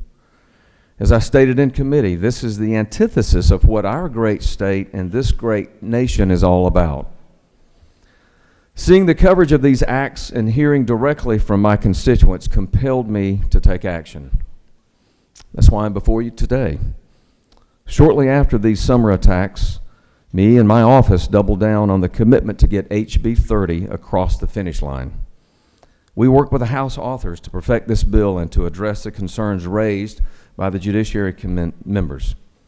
I commend the efforts of this committee, and I commend the efforts of both the Republican and Democratic members of the Judiciary Committee, who raised very thoughtful questions last year and whose thoughts and concerns were incorporated into the sub that you have before you today, that ultimately resulted in the sub before you today having been voted out bipartisanly of the Judiciary Committee unanimously. I also want to thank James Beal of my office, who's worked for the last 5 months with various organizations across the spectrum. Friends, this bill comes to you extremely well vetted and very well thought out. Colleagues, we have the opportunity today to pass meaningful and effective legislation to curtail future anti-Semitic attacks. The president of this body joined in the chorus of those demanding that something be done to protect our neighbors, and I appreciate his leadership on this issue. With this legislation, we can affirm our commitment to promoting an environment where Georgians, all Georgians, regardless of their race, religion, or national origin, can live their lives free of fear of discrimination. Let me be clear, this legislation is not about stifling free speech, nor does it result in the government stopping from someone simply sharing their views. It is about safeguarding the dignity and the safety of our Jewish friends and neighbors, and most importantly, standing up to hate. Anti-Semitism presents a challenge in the very fabric of what our state stands for. And I feel it is our duty as elected leaders to confront this head on. Let us be the architects of a state that upholds the principles of wisdom, justice, moderation, and in this case, courage. So we need to speak as a legislative body, friends. This is our opportunity. This is our moment. This issue is before us. It is time. Let the voice of Georgia be heard that anti-Semitism is condemned and rejected. We can do that by the passage of the substitute that you have before you and that's being offered today. Join me, please, in voting for this bill. Together, let's fight for Georgia, all of Georgia, and thank you, Mr. President. I am honored to present this. I beg for your support and vote, and I'm happy to take any questions. You do have a question, Senator. Recognize the senator from the 9th for a question. Senator, do you yield? I do. I just want to clarify, because is it true we are adopting the IRA definition? Correct? Yes. Okay. So I just want to clarify, would it be true then if someone said Israel was a apartheid state, would that be considered anti-Semitic under the IRA definition? No, it would not. Okay. Is it true that in sections 7 and 10 of the examples of IRA would actually make that true, unintended? No, Senator, it would not, and your question sets up a false premise because the use of the definition is simply there to give the state a guide in the event that facts are brought forward to a state agency or the state of Georgia where anti-Semitism has been alleged. If in fact that allegation is made, the question is, well, what is the definition of anti-Semitism, which is not codified? So it requires, so once that definition is then utilized as a lens to look at the facts to make that determination, then the bill provides that the state shall consider the definition of anti-Semitism, the IRA definition, coupled with whatever the facts are of the acts that are also alleged to be illegal. Your premise of asking about simply making a comment about Israel doesn't contain a fact or an act that violates Georgia law. Okay. Senator, do you yield? Yes. So we can agree that under the IRA definition, that if someone did say Israel was an apartheid state, that that would not be considered anti-Semitic and no one would be breaking the law for that. Again, Senator, your question creates a false premise. The definition, the IRA definition that is used, I think we all know, we've all read it, and it is what it is. You are then trying to couple that and spring over to and allege the use of that definition in the absence of any facts of which you haven't given of any other illegal activity. Okay. That's the problem. Senator, do you yield? Yes. I guess my concern, or can we agree that I understand we're going to use facts in determining if someone is breaking the law. Right. But as written, if we're using the direct IRA definition, the section 7 and 10 would qualify under my question. And I guess the concern is it could be interpreted in a way that someone could be breaking the law. So that's my concern. I just want us to be very clear about how we're applying our definition. And I understand and I appreciate the question. The problem is, Senator, and I appreciate the question, but we're still left without any suggestion of illegal activity. So none of this is triggered without that. Yeah, thank you.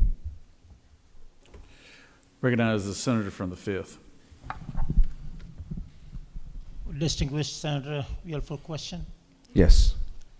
Can you give an example of specific instances of anti-Semitic discrimination where prosecutors decline to charge under existing law but would charge under this definition, HB 30? Yes, in fact, Senator, thank you for the question. We heard examples at the committee hearing on Monday night of where the absence of a definition rendered the law enforcement or the folks that would be utilizing otherwise an anti-Semitic definition, because it's not in the law, they couldn't charge it. And so those examples were given. You're asking me for a hypothetical, so it's kind of hard to answer that question, Senator. Well, I'm not asking a hypothetical. I say, is there any specific example that you know of? That's what my question was. There was, well, again, I don't remember the specific ones that came before the committee, but the issue here, Senator, and the challenge and the problem that we're trying to solve is the lack of a definition. And without a definition, that which is hard to define or which we don't have a definition for is hard to defeat. And between the definition and defeating that kind of behavior is the inability of the state to have a definition that can then be used to say this is, by the law of Georgia, anti-Semitic behavior. You have another question? Sure. For all the states that adopted IRA, how many of them have done so via statute as opposed to resolution or executive order? And how many of these bills were similar to this one? It's my understanding that I think 33 states and dozens of countries have adopted this very definition, the IRA definition that is contained and referenced in this statute, this proposed bill. So you're saying that 30-some states adopted as a statute, as a code? They have adopted the IRA definition. Senator, whether or not it's been by executive order, by statute, or otherwise, 33 states recognize this as the definition of anti-Semitism. Do you have one more question? Sure. Isn't it true that Trump administration 2019 executive order adopting IRA states that Jews are already protected in school and all other federally funded programs under Title VI of the Civil Rights Act? Why do we need additional law if the one we have isn't being enforced properly? Senator, I'm sorry, can you give me that again? I missed the first part of that question. First part, isn't it true that the Trump administration 2019 executive order adopting IRA states that Jews are already protected in school and all other federally funded program under Title VI of the Civil Rights Act? Why do we need additional law if the one we have isn't being enforced properly? That's my question. Senator, I guess two questions, Senator, or two answers. The first is, as everyone in this room knows, we have a federal government and a state government. And what you're alluding to is what the federal government has done. We're here making laws for the state of Georgia, and we don't have a definition under Georgia law for anti-Semitism. And so the need is here because it references within the bill that you've read the application to and enforcement of Georgia law. The federal law would not have an applicability to this. Can I ask you one more question? Yes, sir. Are there any other foreign countries that we protect in the code the same way we are protecting Israel here? Senator, we're not protecting other foreign countries. We are protecting those of the Jewish community, wherever they may be, from anti-Semitic behavior and the violence that they are subjected to every day somewhere. But what we're concerned about here is what happens to them in Georgia, Senator, and that we don't have a definition that fully explains that the government can use to say, yes, that constitutes anti-Semitic behavior, and the government has an opportunity then to do something to stop it. Without that definition on the front end, they can't. And this is very much needed. No further questions. Thank you. Thank you. You got a couple more questions, Senator. I recognize the senator from the 53rd. Will the President pro tem yield? I do. Thank you. Senator, with the precedent that hate crimes legislation presents to us, should we not create a definition for every religion? No, Senator, I don't think so. And part of that lies in the fact that this is part of the challenge of identifying anti-Semitic behavior. It's not, Senator, just religious-based. It's not just country-based. It's not just national origin-based. It's not just race-based. The Jewish community has had been increasingly vulnerable because we've not been able to sufficiently identify it, because the government actors who want to provide protection don't have that definition. And the community is unique because it's not just singularly religious-based. It's not just singularly nation or country-based. So, no, Senator, I think what we have here is very much needed. The time is now, and this is the right thing to do. Yeah, one more, Senator. Yes, sir. She just waved off. Senator, your light's on, but your light's still on, Senator.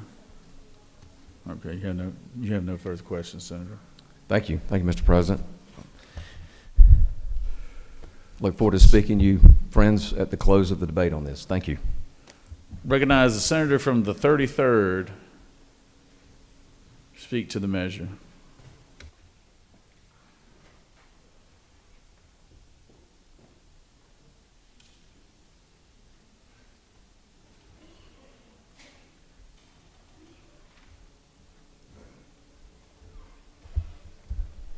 Thank you, Mr. President, my fellow senators, colleagues, friends, and y'all. As a member of the Georgia Senate Judiciary Committee, we worked together as a team across the aisle with a unanimous vote to move forward legislation HB 30. Also, I, as a member of the Georgia Senate Judiciary Committee, worked together with my colleagues across the aisle to pass the hate crime legislation HB 426. My brothers and sisters, these are two powerful steps moving Georgia forward, and As brothers and sisters, we have to remember that there's no place for hate anywhere in our land, whether it's Marietta or Cobb County. We must continue to be vanguards, leaders in promoting the least restrictive environment for all Georgians to experience life, liberty, and the pursuit of happiness. I come here today to encourage that we continue to move forward in a positive manner and offer all of you, my brothers and sisters, my peace, my shalom, and Mr. President, I yield the well. Thank you, Senator. Recognize Senator from the 8th. Speak to the bill.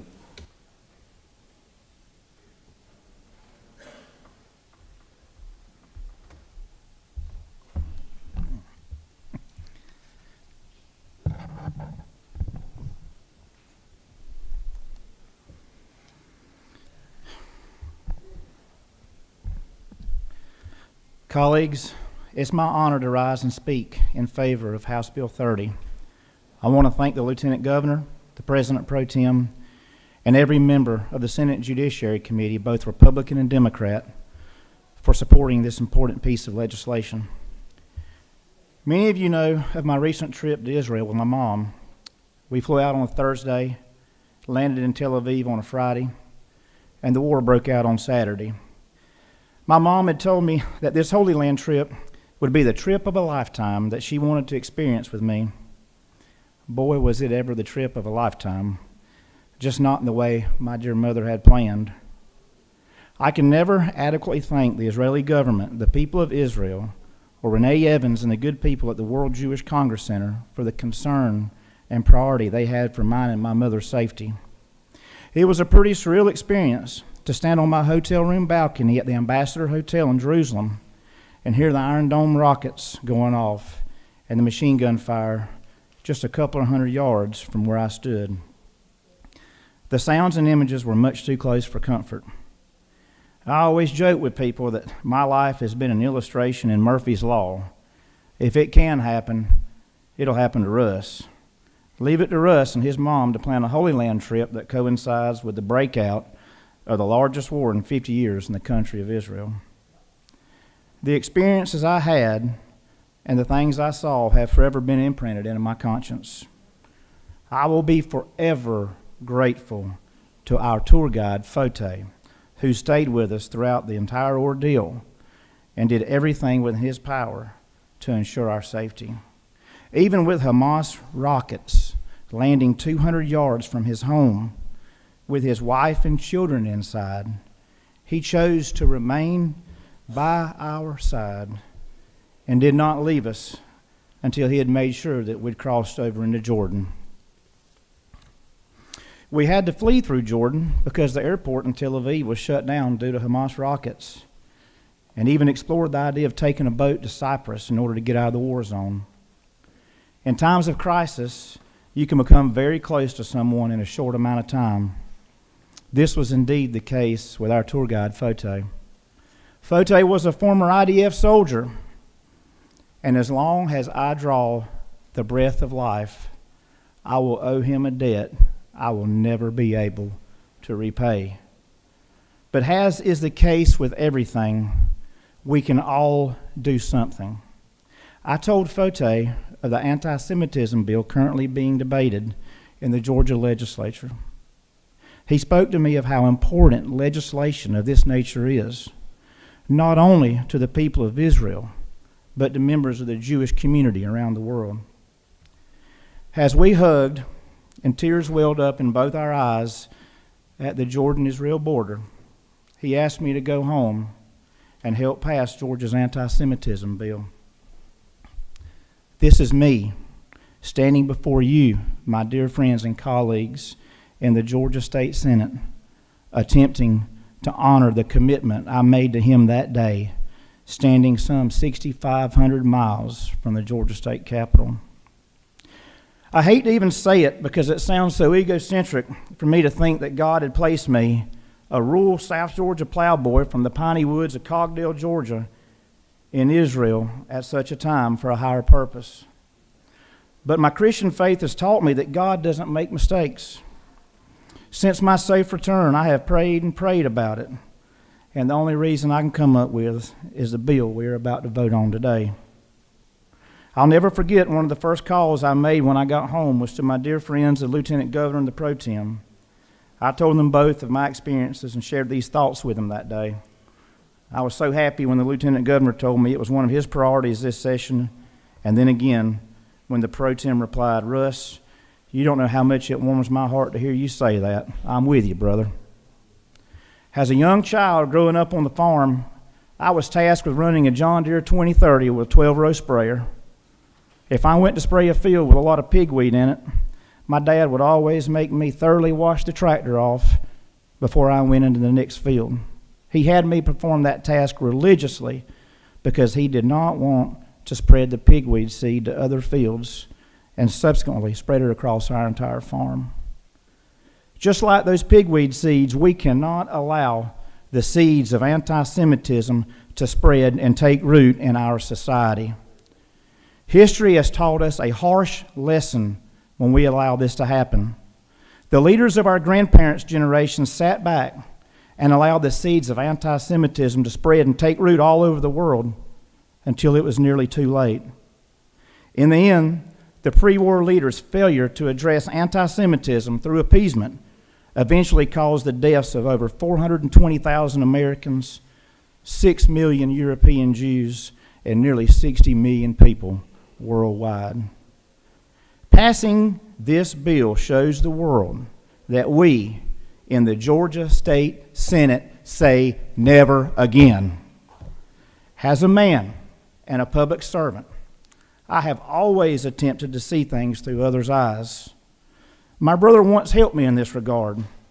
As you all know, I'm a very proud American. I once called my older brother with righteous indignation when former Attorney General Eric Holder said, "Tell me whenever America was really all that great." Boy, was I fuming, because I believe, and still do to this day, that America is the greatest country on earth. But that day, I caught my brother as he was driving a tractor, and as I ran it in rage, I heard him idle the tractor down and then shut it off. He eventually cut me off and said, "Well, Russ, if you'd have been a black man born in Mississippi in 1940, would you think America had always been great?" Needless to say, it stopped me in my tracks and forced me to see things through a different lens. I ask you today, my colleagues, to stop and try to see current events through the lens of our Jewish population and the history of the Jewish people. With anti-Semitism on the rise around the world, Georgia, unfortunately, has seen a dramatic rise in anti-Semitic activity as well. I ask you to stop and see the world through the eyes of the Jewish college kid who sees "Kill the Jews" spray painted on his fraternity house walls. Stop and see the world through the eyes of the Jewish families who see protesters with Nazi flags marching in front of synagogues in Atlanta. As you look through their eyes, add the context of history, and the need to pass this bill becomes very clear. There's an image in my mind that I cannot get out. On my last day in Israel, the government had called up something like 60% of their reserves to defend their tiny nation. Their leaders had also pleaded with their civilian population to donate blood. As I was riding through a small Israeli town, I looked to my left and I saw an RV-type bloodmobile placed into something akin to a town square. The line to donate blood was at least 100 yards long, with ordinary citizens waiting patiently in the Middle Eastern heat to do what they could by donating blood. So for them, for my friend Fote, and for all our Jewish friends in Georgia and around the world, I ask you to do what you can. And today, you can do what you can by voting to enter House Bill 30, Georgia's anti-Semitism bill, into the book of law. And to my dear friend Fote, wherever you are, I hope and pray that you and your family are safe. The people of Georgia stand with you, and it's my sincere prayer that my colleagues in the Georgia State Senate help me to fulfill the promise that I made to you that day by voting to pass House Bill 30. May God bless and keep you and yours, my friend. Mr. President, I yield the well. Well said, Senator. Senators yielded the well. I recognize the senator from the 41st to speak to the bill.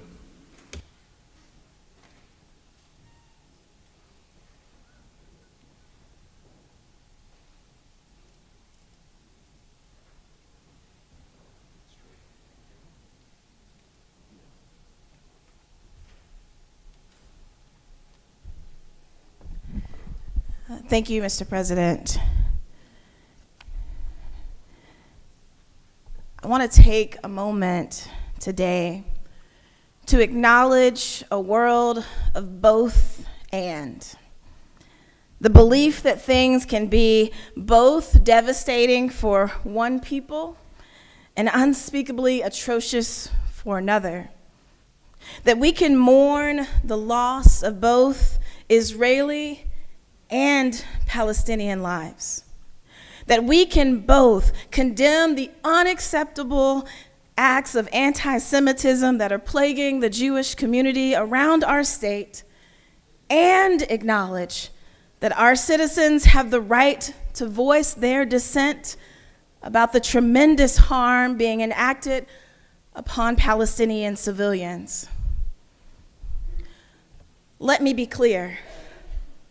I stand unequivocally with the Jewish community here in Georgia and around the world, along with all of those who have experienced hate crimes and acts of violence, as I condemn all acts of anti-Semitism. I believe the Jewish community who has experienced great acts of violence deserves our support, compassion, and help. I mourn the devastating loss of Jewish lives at the hands of Hamas. To the entire Jewish community, I want you to know that I see you and I stand with you. And I also stand up for Palestinian lives. And I stand with those Jewish and non-Jewish voices that cry out for an end to the ravaging of an entire people. I stand with those who want protection from anti-Semitism, and with those living in the fear of the consequences that might come from speaking out against a government's actions. I refuse to accept this narrative that Jewish people who oppose this bill because of the wording that's in it, that they are not Jewish or that they are somehow less than those who support it. To all of my friends who oppose this bill, I want you to know that I see you and I stand with you. I will be voting no on HB 30 today, because I personally know what it is to be a minority voice within a minority group. I know what it is to have people who share my race, my ethnicity, and my religion, and they choose to ignore my voice. Choose to tell me that I'm not Christian enough or black enough because of my deeply held convictions that don't align with the loudest voices. There will be Jewish people here today who will say she doesn't understand, she doesn't get it. And I rise to admit that as a non-Jewish person, there are undeniably some things that I don't get. But what I do get, what I understand in the depths of my soul because of my own personal, deeply painful experiences, what I do understand is that minorities within minoritized communities have unique points of view that deserve to be protected. It's not a coincidence that the community of people who support my vote today are minorities within minorities. They are Jews of color, they are queer, they are trans, they are Palestinian, they are Muslim, they are people who have often been ostracized by their own communities. My vote today is evidence of the fact that I value all voices. So as I close, in this world of both and, I hold close all of those who experience hate and violence. And on this day in particular, I hold close my Jewish and Israeli friends as they process their grief. And I also hold close those who choose to bravely speak out against the perpetuation of violence on a people. I sit in despair, holding the hand of my Palestinian friends as they weep for their community, feeling alone and ignored as their friends and family are slaughtered. As I look around this world that is deeply divided, I pray for a world of less either or, and instead for a world with more both and. May God bless all of us and bring us peace. Mr. President, I yield the well. Senator has yielded. Recognize the senator from the 55th, the minority leader.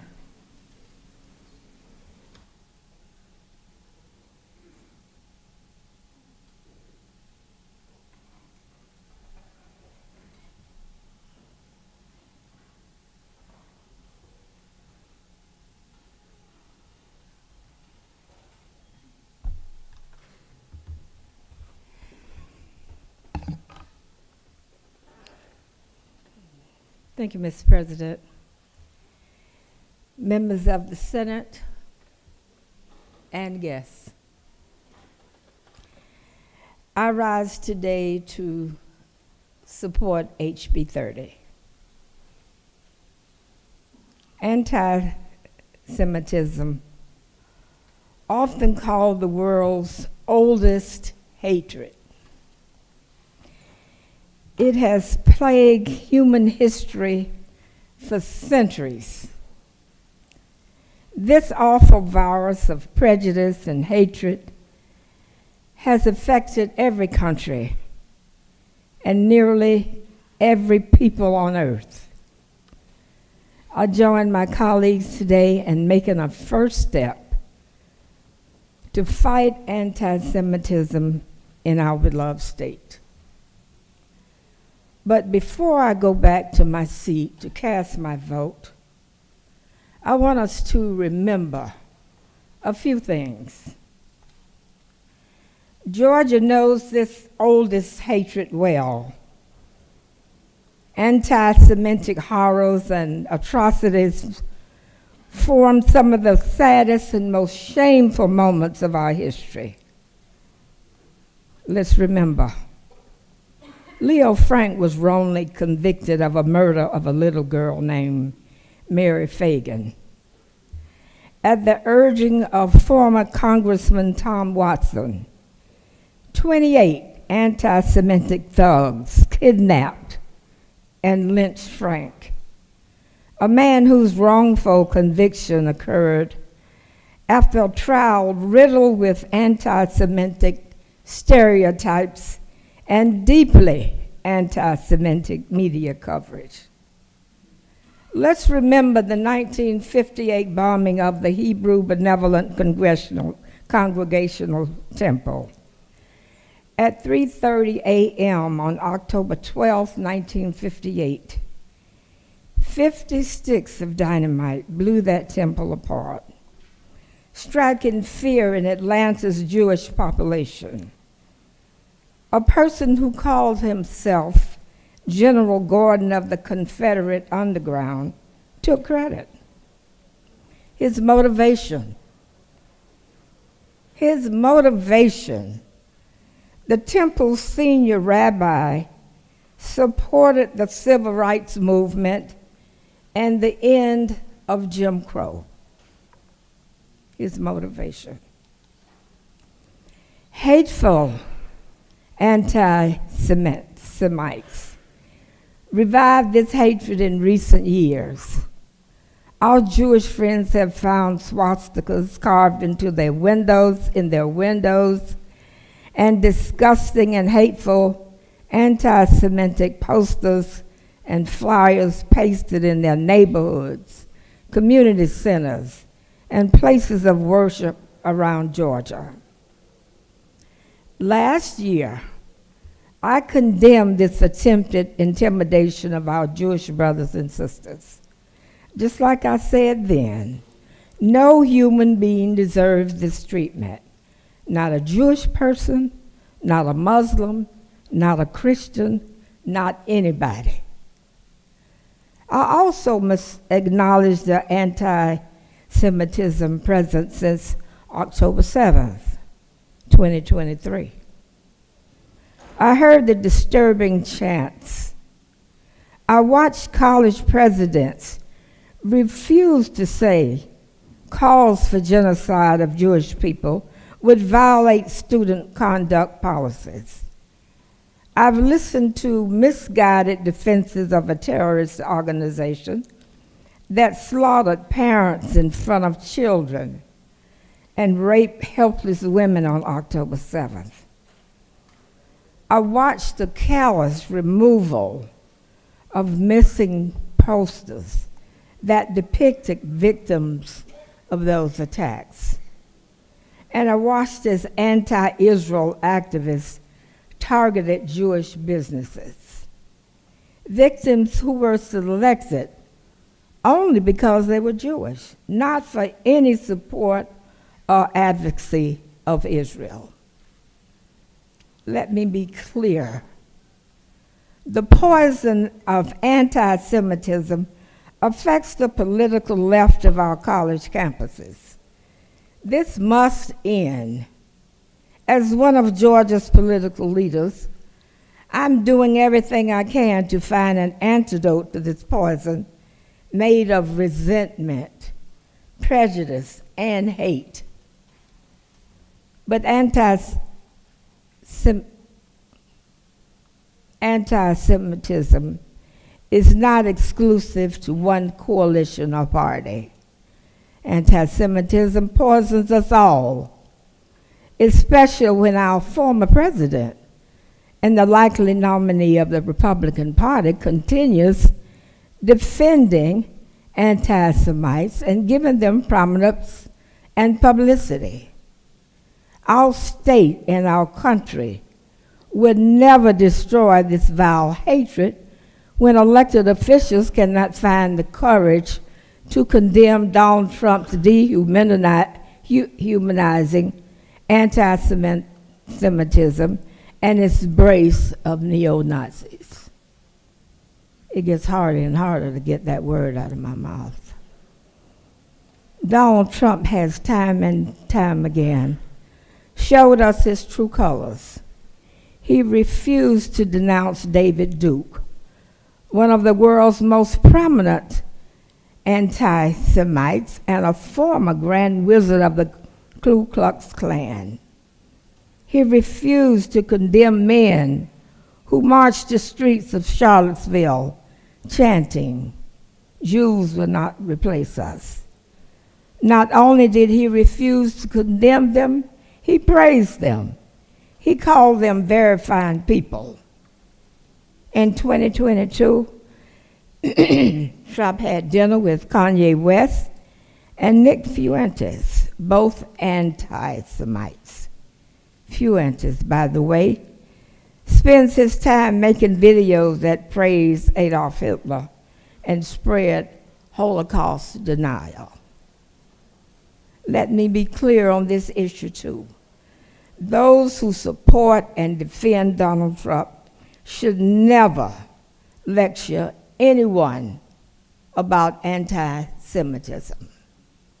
You're throwing stones, but everybody in the world sees you living in a glass house. You aren't fooling anyone.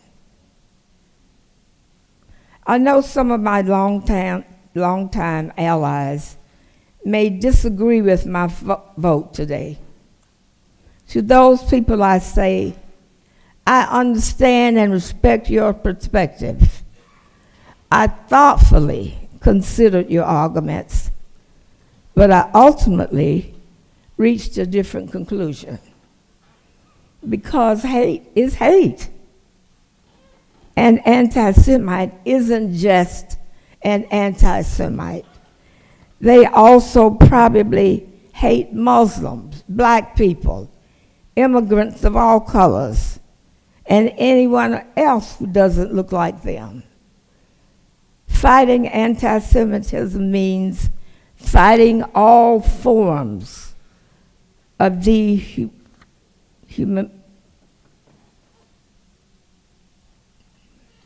fighting all forms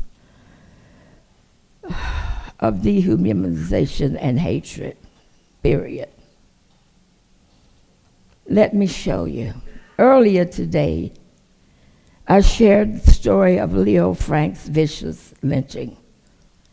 Months later, inspired by that lynching, the Ku Klux Klan burned crosses atop Stone Mountain in a resurrection ceremony, telling the people of Georgia that they were back in business. Colleagues, let me tell you this. The Ku Klux Klan was not just harassing Jewish people. In 1958, the Temple bombing sent a message, and not just to our Jewish friends. It was a message to every black person in Georgia. Stop demanding the basic rights owed to you under the Constitution, or you will get hurt. These stories make my point. If you hate one group, you probably hate everyone else who is different. I have been discriminated against my whole life, both as a black person and a woman. And in every moment, black people or women ask for equality. The Jewish community stood hand in hand with us. They marched during the Civil Rights Movement, and they helped demand that women be treated like people. Today, I return their favor and stand with them. To destroy this poison of hate, we must all stand and fight together. The preacher we had this morning said, stand for something. And I say, for God's sake, just stand. Thank you, Mr. President. I yield well. Senator's yielded. Recognize the senator from the 9th. And please, we have a few more speakers right now, but just be mindful of your time limit.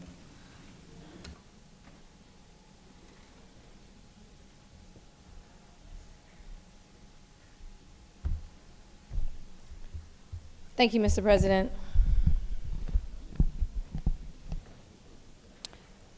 It's probably no surprise. I am here this morning speaking in opposition of HB 30. This bill has been dubbed the anti-Semitism bill, but in reality, it's the anti-speech bill. HB 30 claims to silence critical speech about the government of Israel and does nothing to prevent or protect Georgians from anti-Semitism.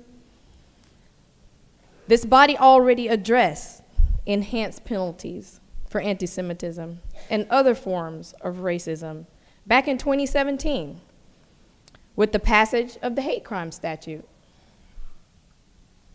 HB 30 adds no greater effect or enforcement to our hate crime statute, and instead imposes silence on those who speak out against the actions of the Israeli government. HB 30 codifies a definition of anti-Semitism adopted by the International Holocaust Remembrance Alliance a collection of 32 member countries, including the United States, and it was aimed at educating and making recommendations regarding the international post-Holocaust issues. The definition was a working definition. It was supposed to be a working definition, not a non-binding definition that was never intended for legislative use. What's most concerning about the definition? It's associated examples that attempt to offer guidance about which actions are considered anti-Semitic.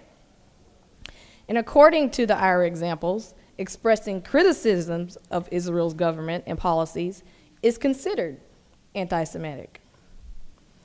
And under HB 30, worthy of increased punishment. Discourse about Israel is not and should not be governed by the IRA definition. Here in this great state of Georgia, discourse is governed by the First Amendment that many in this body claim to believe in. And the First Amendment guarantees our rights as citizens to criticize any government, foreign and domestic.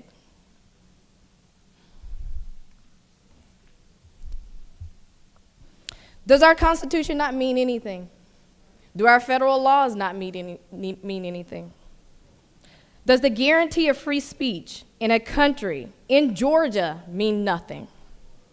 I'm standing here telling you what to believe, and I'm telling you, I'm not standing here telling you what to believe.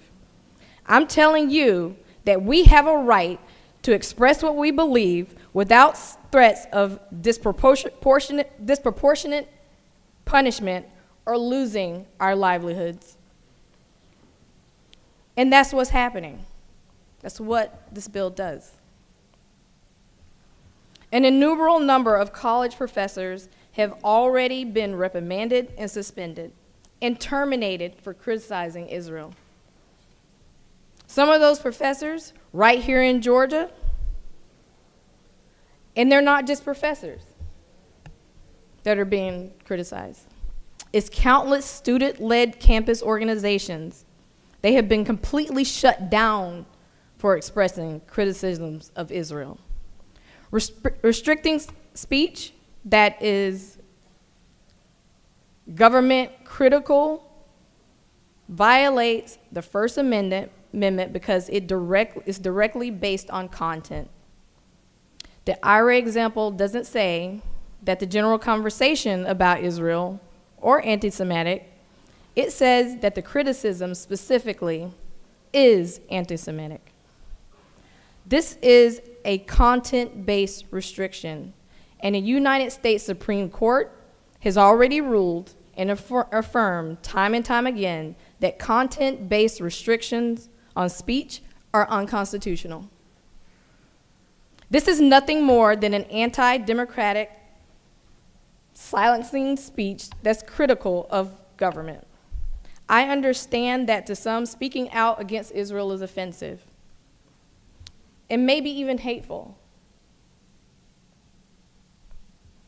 As unsettling as it may be, hate speech is protected under the First Amendment. I don't like it sometimes either. So codifying the IRA definition would not keep people from drawing swastikas or making disgusting statements about Jews. And voting against the IRA definition would not be a permission slip that allows offenders to skirt legal consequences. Georgia's hate crime statute protects us against that. What codifying the IRA definition will do is chill protected speech and restrict political discourse. What we're talking about is someone's expressing their political position one day, then later having that expression increase civil penalties or the length of incarceration for a later offense. Threatening to enhance legal punishment because someone criticizes a government is a textbook example of chilling speech. At the core of our country is the First Amendment guarantee of free expression, our rights to have our beliefs and express them more freely. This bill suppresses constitutionally protected speech and forces ideological conformity. For the preservation of our rights as Americans in Georgia, I ask that the members of this body vote no on HB 30. And Mr. President, I yield the will. Senator, before you leave, would you like to speak to your amendment since? Oh, yes. Can I get it?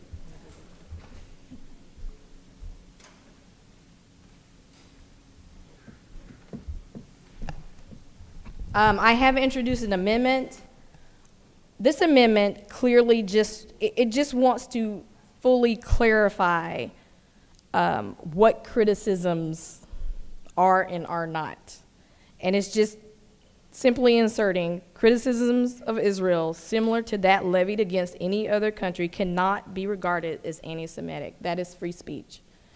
I am asking that you pass my amendment, and just making sure that we're not subjecting people to undue circumstances for expressing their rights and opinions and views in a political discourse. And with that, Mr. President, I'll yield the will. Senators yielded the well. Recognize the senator from the 39th.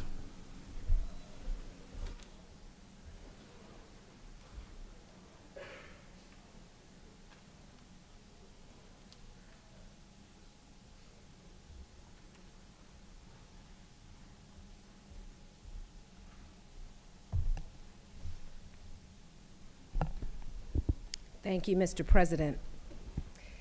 So I've been married for 22 years now, and something that has always amused me since taking my husband's last name is that upon meeting me, some assume that I am Jewish, as Halpern is a common Jewish last name.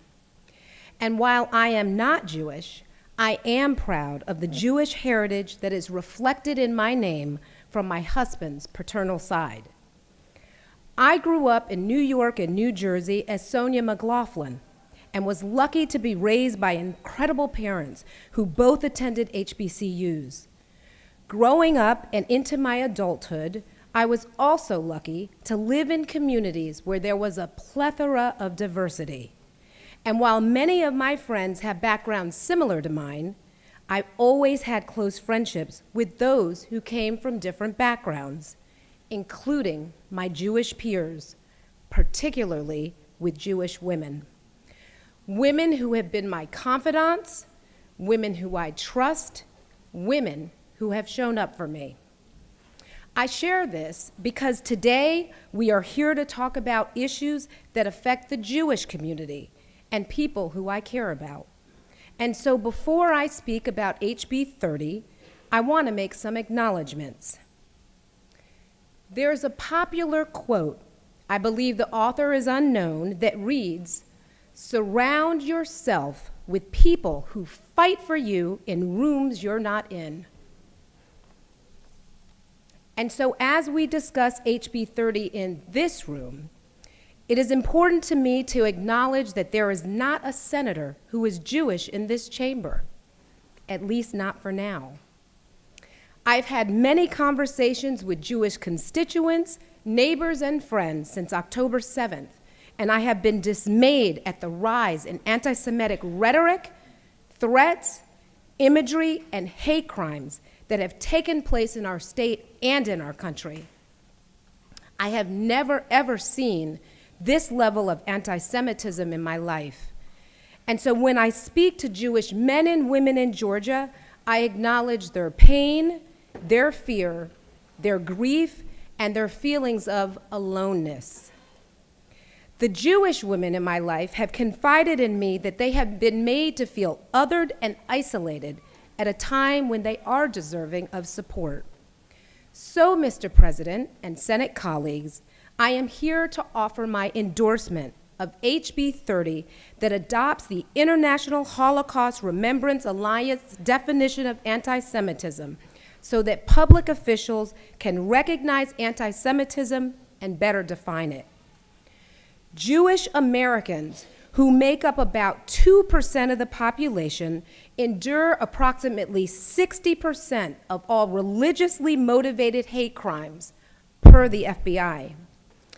Anti-Semitism has increased every year, and in 2022, anti-Semitic incidents increased by 63% in Georgia.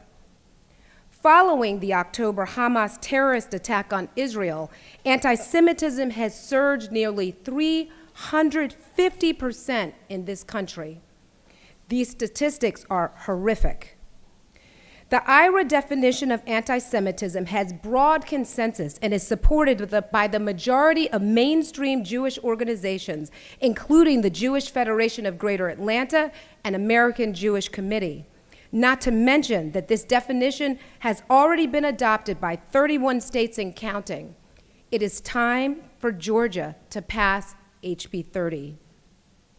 Surround yourself with people who fight for you in rooms you're not in. You know, as a woman and as a woman of color, that quote resonates with me. Depending on the room and the circumstance, I have been lucky that people have fought for me. But I also know what it feels like when people haven't. And one of the most painful feelings is when you come to realize that people who you thought would show up for you didn't. Too many of us understand that hurt. So while there is no Jewish member of this chamber at this important moment, I want the Jewish community to know that you are not alone. And in this room, you can always count on me to fight for Jewish Georgians. My colleagues, won't you join me by voting yes on HB 30? Thank you, Mr. President. I yield the well. Thank you, Senator. I recognize the senator from 22nd.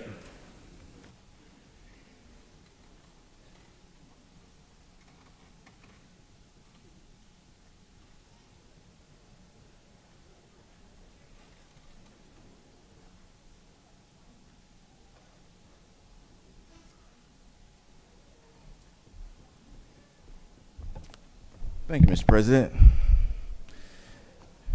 On Monday or Tuesday, forget the day when we voted this out of committee, I was a yes vote out of committee. But there were still some things that actually concerned me about this bill. And I kept having to wrestle with it, and so I decided to wrestle with it from the standpoint of being a former prosecutor.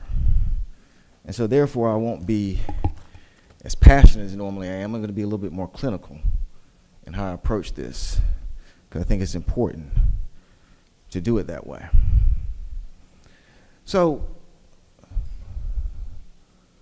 when we talk about the bill from the standpoint of a prosecutor, first thing that comes to my mind is line 27 in this particular bill, where it says the state, the government, shall consider the definition of anti-Semitism for determining whether such penalty enhancement is authorized.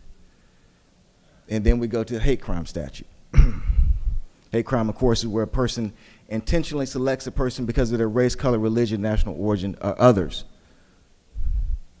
And when you do that, when you go to the hate crime statute, the judge or the prosecutor, when they do the penalty enhancement, must describe, basically, the prosecutor has to describe why he's going to go for the penalty enhancement, and the judge doing his penalty enhancement has to basically say, this is why I'm enhancing the penalty. So what was giving me concern was not really the majority of this definition, and I'll get to that.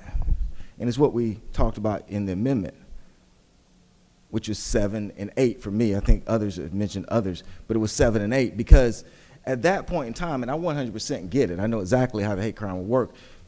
Let's just deal with what I used to deal with. Misdemeanor, person get into a fight, person punch him in the face, and during that, they say something that fits 7 and 8. That then would qualify potentially for a potential penalty enhancement. So it's correct. It's not just that you do X and therefore you get a penalty enhancement. It has to be something else, and basically it's violence. So you hit somebody. Let's just deal with the misdemeanor aspect of it. Felonies are good, but I mean, if you got a felony, you're going to jail regardless. So you get into the fight, and you say something dealing with 7 and 8, and so you go to the prosecutor's office, because this is how it would work. and you say, I think this was a hate crime because we got into this argument, we got into this fight. Yes, it's physical violence. The other person is obviously the at-fault person. They're going to be the defendant. But it's a hate crime because they talked about the things that are in 7 and 8. And that then now says to the prosecutor, because we're making this bill, he could take this into consideration anyway, and I'll get back to that. But now the prosecutor, in his statement to the defendant, and then the judge later would actually be citing a reason to do a penalty enhancement critique of another nation. That's a heck of a thing. That's a heck of a thing, because I would dare say that if you had the other factors that have been kind of insinuated, if you had persons using the other factors that are in, you wouldn't need 7 and 8. So if you got somebody punching somebody in the face and then they also were saying certain things that we all kind of know about and which in the other examples, that fits. That fits because it goes to persons as human beings, it goes to persons as individuals. That's 100% accurate. Those things go to persons as an individual. All the other examples go to people as individuals. There's no issue with that necessarily. The issue is when the prosecutor, the arm of the state, the judge, an arm of a state, says, I'm penalty enhancing you because of what you said about another nation. Yes, you fought the person, we got that, we had a fight, we got that part, but the penalty enhancement is going to come because of what you said about another nation. That is a heck of a statement. It's not by itself. I understand. I've already said now they had a fight. So don't nobody come up here and say, well, it's more than that. I've already acknowledged that. But what I'm saying is the enhancement is coming about because of what was said about another nation. I agree that the enhancement will come about. We all agree. Those who voted for hate crime already have acknowledged that we agree that enhancement should come about if you talk about somebody from a standpoint of their individuality and them being a human being. We've already established that. This is different. This is enhancing because of what you said about a nation. That's a heck of a thing. That was the first thing that was really giving me a lot of pause here, was that that's how this would go down. Prosecutor right the defendant, and that probably be determined. In fact, I dare say if he had all those other factors, if he had the other 8 or 9 factors that exist, he may not even put down 7 or 8. Because those factors speak to a person as a human being, as a person. That's going to be much easier to prove, even for a jury. The jury said, I understand that. They said that about you as a person. They insinuated that about you as a person. I get that, less than enhanced punishment. But as a nation, that's different. But let's take it, let's assume you took 7 and 8 out. Let's take it a step further. As I stated, no doubt, the rest of the examples, to some extent, there may be a debate. Number 9 is probably a mixture of nation and individuality. But let's just deal with the rest of them. No doubt they basically attack somebody as a human being. How would the normal hate crime be proven? You go to the prosecutor's office and you would say, yeah, we got into a fight, but this is why it's a hate crime. If it's African American, you could say he used the N-word. It's a hate crime. You would make that prosecutor understand why this is a hate crime. What we're doing basically with the other examples is providing a roadmap for prosecutors to follow. That's what you're actually doing. It's not mandating that a person enhance the penalty. You're providing a roadmap for persons to follow. But check this out. No other person has a roadmap. No other person, no other group gets the roadmap. We're creating this roadmap for the prosecutor to follow. It's the same roadmap he really would follow informally, because the person would come to his office and say, this is why it's a hate crime because of these factors. And the prosecutor uses training and experience and knowledge, and he would say, I agree with you and I can prove it. I have to figure out a way to get this into evidence, and we can make this a penalty enhancement. What we're doing today is we're actually putting in writing and codifying the roadmap for the prosecutor to follow. But we're not doing it for everybody. And now the question becomes, is that part right? Now the question becomes, is that part right? Shouldn't everyone have a roadmap? Why only one? Because that roadmap is actually stronger than just a roadmap. That roadmap is actually an imprint of legitimacy from us. It's a little bit stronger than just a roadmap. It's actually an imprint of legitimacy from the legislature. And certainly the prosecutor is going to look at that and say, the legislature says, I shall look at these factors. It's going to carry more weight. If anybody comes up here and argue that it doesn't carry more weight, then why are we even passing the bill? If someone's going to come up here and argue and say, oh, it doesn't matter. Yeah, we did this shall. The prosecutor's going to read it. Ain't no big deal. Then why are we doing this? Then you are being disingenuous to everyone that you promised this bill for. You want it to carry more weight. That's why you're doing it. That's fine. But the question becomes, should other persons also have this roadmap, this imprint that we're putting on it? And here's the catch. Because if they don't get it, the question becomes, are we picking and choosing? And guess what? This bill already picked and chose.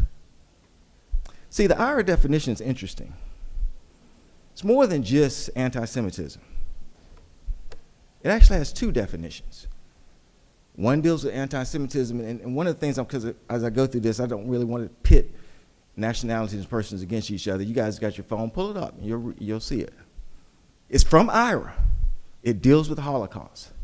It's actually two separate definitions with two separate set of examples.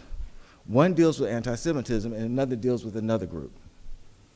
And you can look it up and see. Both are from IRA. It's not two separate things. Both have used the same metrics. Both have used the same organization. Both come from the same event, which was the Holocaust.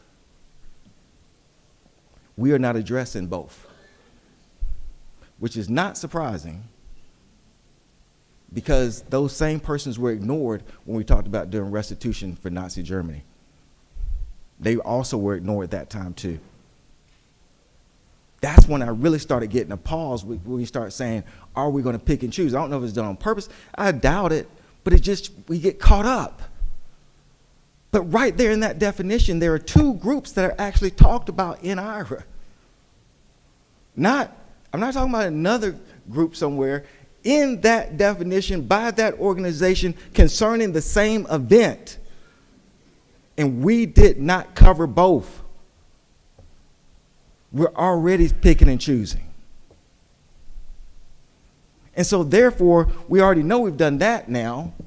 We've already done one set of picking and choosing. So now let's look at it from a standpoint of other situations. So we already know from IRA itself, same organization, same metrics, same horrible incident, same dealings. Didn't put both in. Well, I'm trying to stay away from the geopolitical aspect of this, but we know that also there's questions about Islam and Christianity and Judaism. Well, the Biden administration, but beyond that, just sent out an edict talking about the fact that they want to do something on Islamophobia. Islamophobia is actually something that has the definitions and examples, not through IRA, but it's gone through a rigorous process, just like this has. It's been around since 1997. Columbia Law Review article for one. I'm not picking out just little articles here and there. You can go look at it. These are law review articles that have talked about this. This isn't some just newspaper article. They have wrestled with this. They have put Islamophobia on the same kind of metrics and really hit hard on it, and they've come up with their own definitions, and they've also come up with their examples. Are we willing and prepared to also use a roadmap, a written roadmap for that? We weren't even written and prepared to use a written roadmap for a group that's in IRA. And now you start seeing where we're heading. So we have two different groups within the same document. One is in, one is out. Now we have another group that has gone through similar kind of really, robust kind of looking at the facts and saying, this is how we come up with this definition with these examples, not just a newspaper article and somebody with an opinion, going through law review articles, etc. And they said, we've created this definition in these examples. And all I'm asking is, are we willing to do that roadmap, that imprint on everything? And if we're not, that becomes problematic from a legal standpoint. Not a moral standpoint, but from a legal standpoint. And then start looking at immigrant groups, because you really start seeing the rabbit hole that you're going down, but it's just as serious. These are serious things.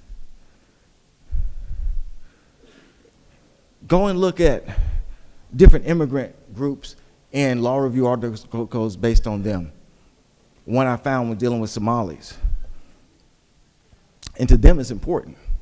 To you, I guess, or maybe to me, we don't deal with that population necessarily, so maybe lies, you know. But they have all kind of ethnic strife. Somali population is growing in the United States, growing in Georgia, especially in Atlanta. And they actually have words that they say to each other, which would be ethnic hate crime against each other. And guess what? They could prove it. They could.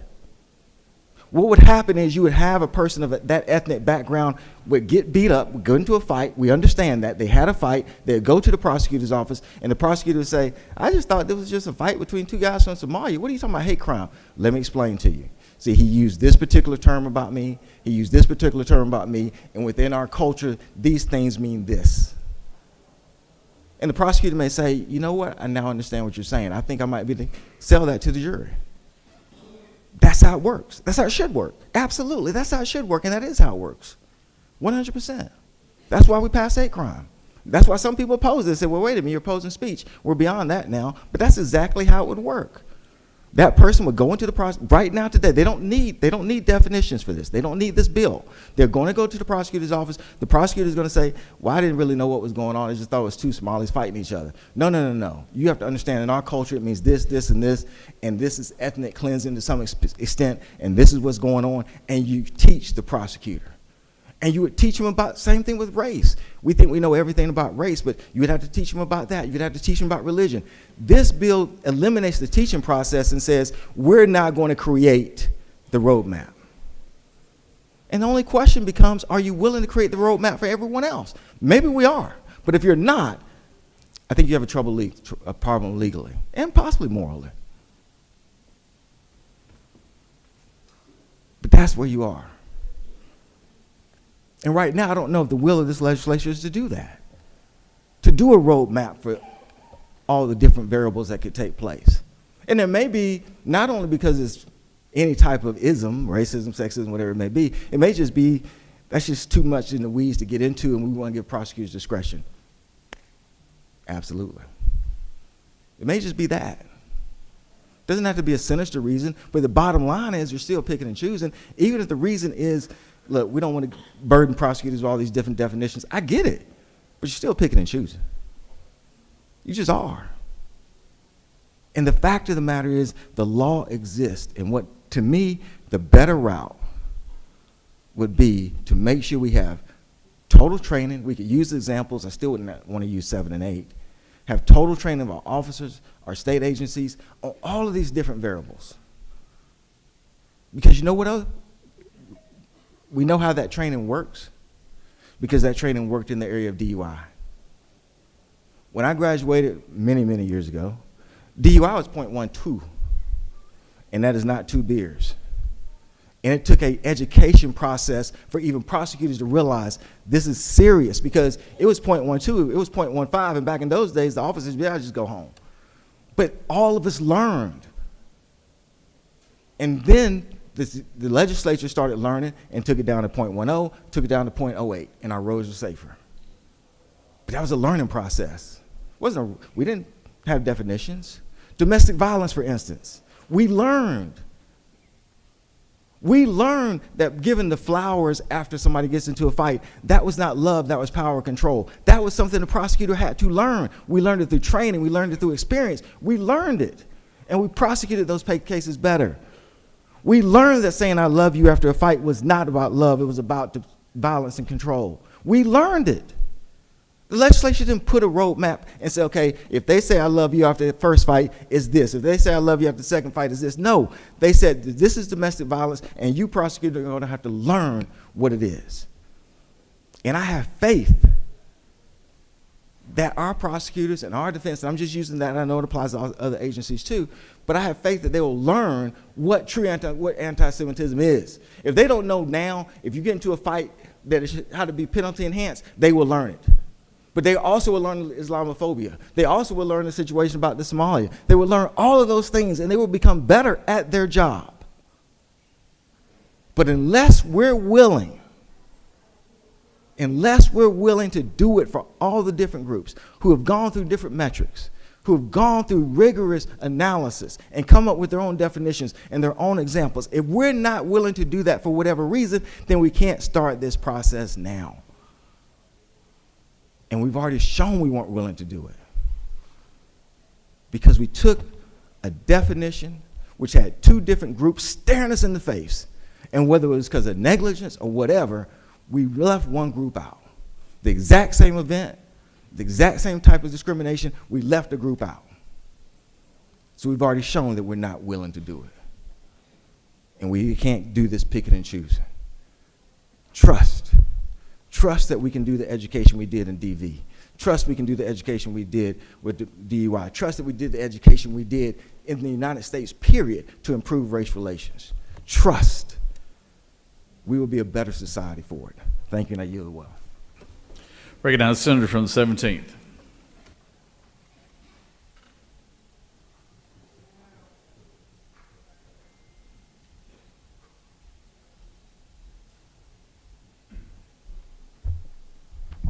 Thank you, Mr. President, members of the Senate. You know, a couple of years ago when I became chairman of the Judiciary Committee, I felt like I had some big shoes to fill. Felt a little bit of pressure about it. The former chairman, like the chairman of the committee I served in the House, would have these really long, exciting hearings. Nobody really wanted to go to those committee hearings because all of us lawyers will sit there and pick through every single word and dot every single I and cross every single T, and it just went on and on, kind of like the debate on the floor of the Senate this morning in some ways. But as a lawyer, we're trained to believe that words matter. What we put on paper matters a lot, and we always feel this obligation with every bill to go through every single line because that's what we're trained to do. And for that reason, for the last year, the Senate Judiciary Committee has been considering this bill. We struggled last year with how to put these words into a bill, how to define hate. How do you put hate into words? And after a year of this, I'm proud of, as others have alluded to, the unanimous vote that this committee took this past Monday night as we sat for hours looking at this again and got this bill out of committee. But what I've realized is while every single word matters, sometimes you got to step back and look at what you're actually doing with the bill and how this law actually applies. You can continue to say anything you want to say in this state. You can continue to give hateful speeches. You can say bad things about other people. You can talk about how bad a country's policy is on the other side of this world. You can do that every single day. This bill still protects that. If you look at the language of the bill, lines 29 through 34, confirms again the constitutional protections. So somebody gets up here and says, the Constitution protects this. Well, the bill still says that. Here's what you can't do. You can't then use that, use your words, and then go hit somebody in the face because you don't like what their country stands for. You can't go assault somebody, target them, because you don't like what a country on the other side of the world is doing. And by the way, you also can't go discriminate against them. You can't keep them from having housing, from having a job, because you don't like something that the country you think they identify with is doing. That in this bill will be illegal. That is what you're voting today to outlaw in our state.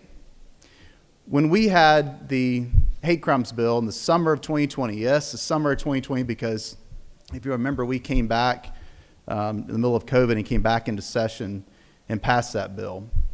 There were people that said you can't legislate away hate. You can't put words on paper to define hate. You can't pass a bill that's going to stop hate. And I don't disagree with that. We can't stop hate.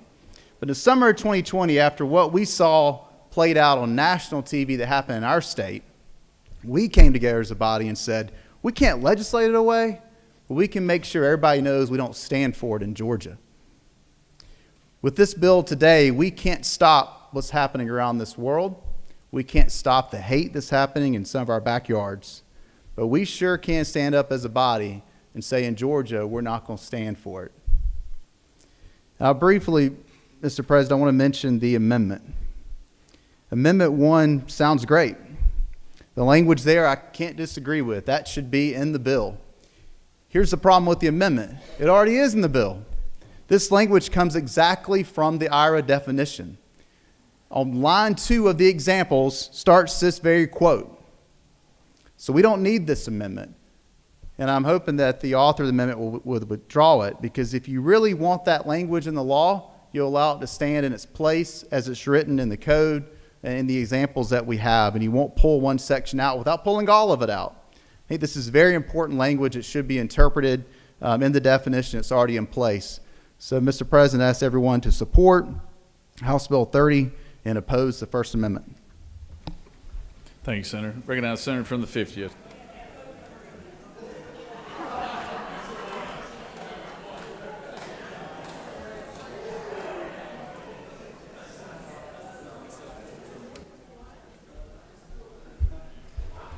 Thank you, Mr. President. And I was asked by the Judiciary Chairman to clarify he is not asking us to oppose the First Amendment.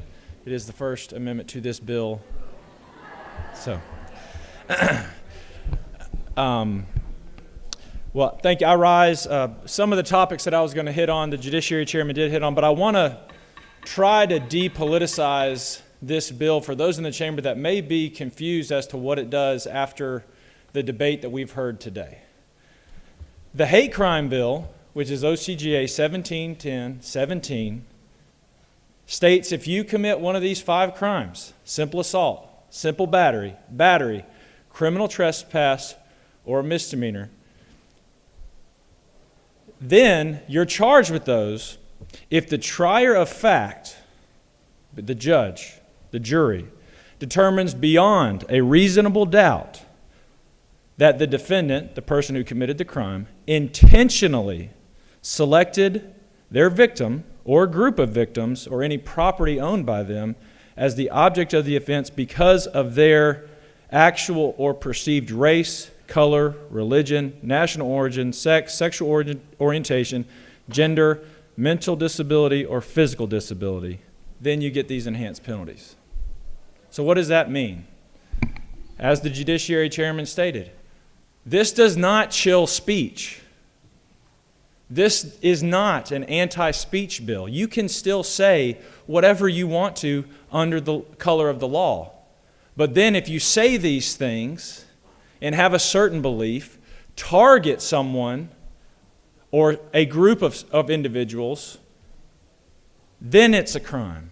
Then it's a hate crime. And what we have the hate crime statute in the state of Georgia, but with the IRA definition, this helps clarify for those who are trying to enforce this law, what does it mean to be Jewish? What is anti-Semitic? And I think that this definition is going to help, and we have heard that this is going to help law enforcement. This is going to help prosecutors help define what they are allowed to do and what they are not allowed to do when adding these enhancements.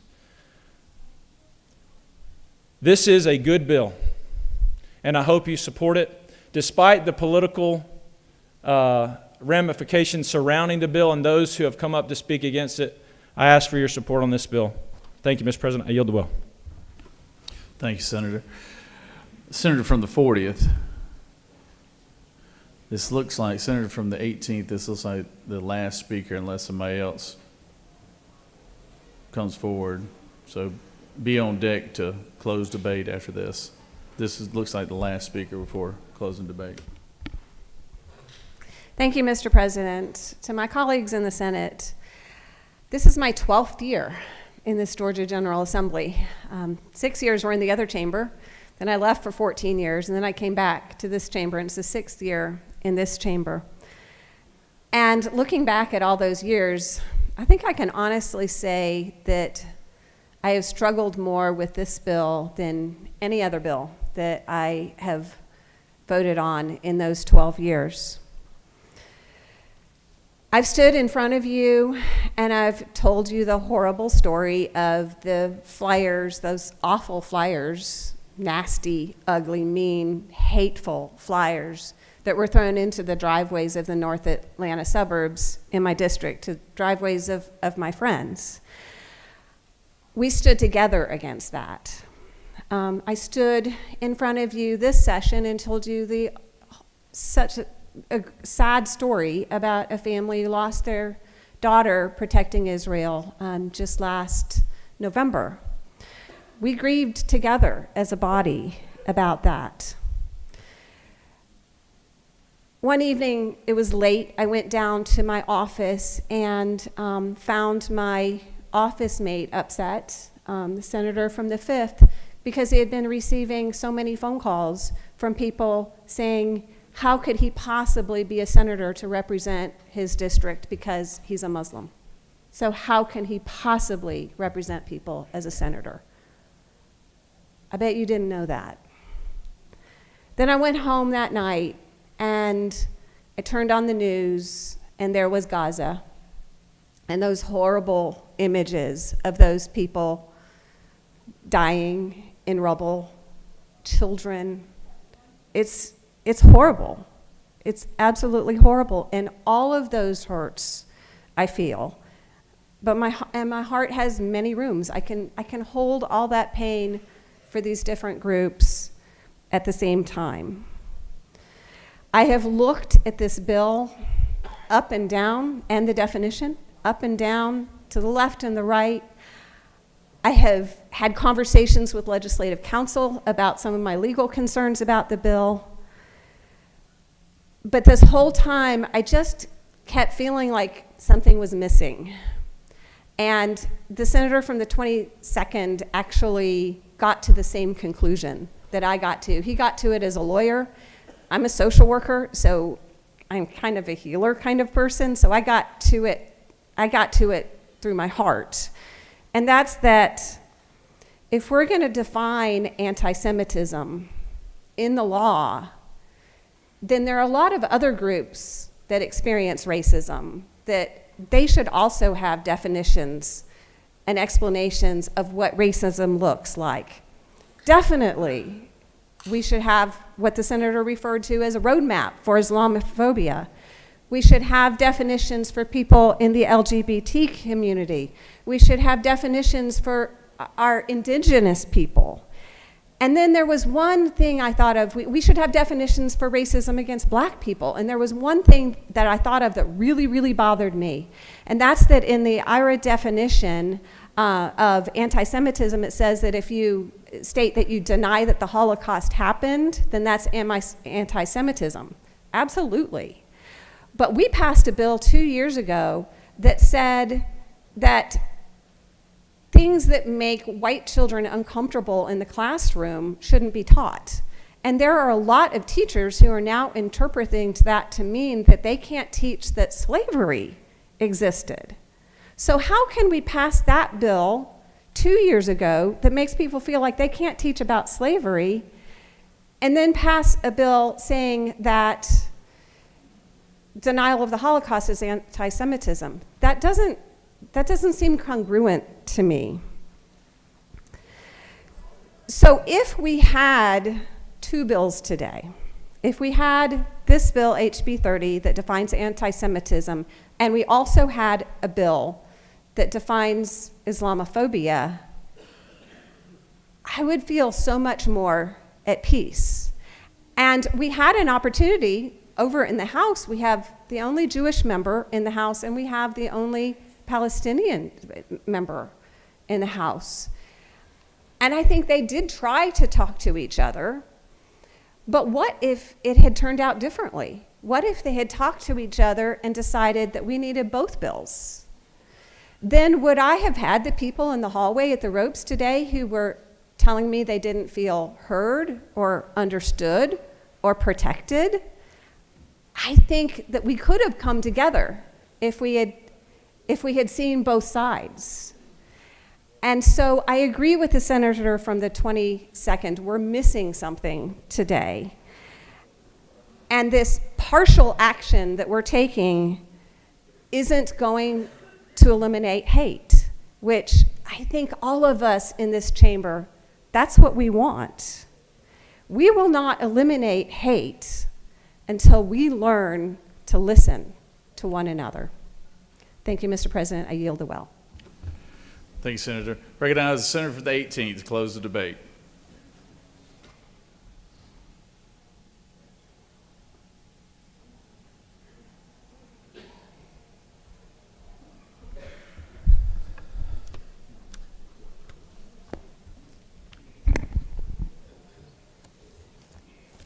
Thank you, Mr. President.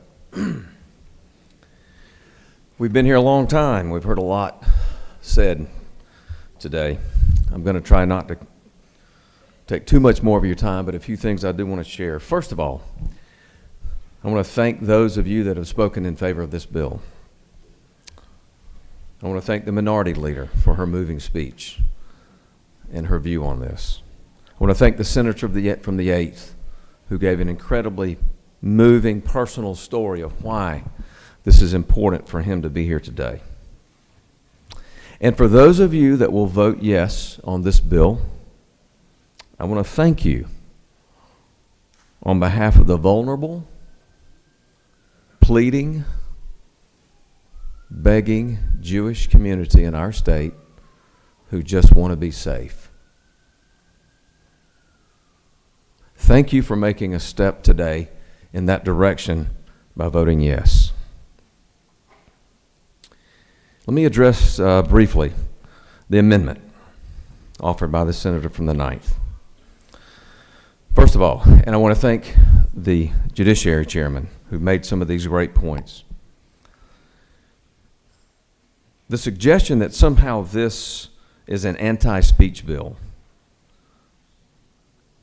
is not just nonsensical, it is a failure to read the bill and a failure to understand what this bill does. Why?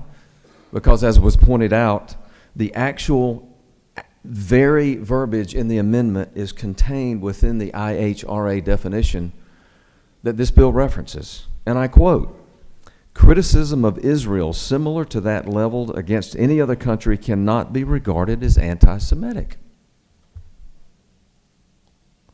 So what would be the motivation of lifting that exact language that's already in the bill and try to get you to vote on it as an amendment? Well, there's no value in that. There's no purpose, no legitimate purpose. So it's clearly not needed. Second, the root of this is somehow this concern that our First Amendment rights are implicated. Well, let's look at the bill that you have before you.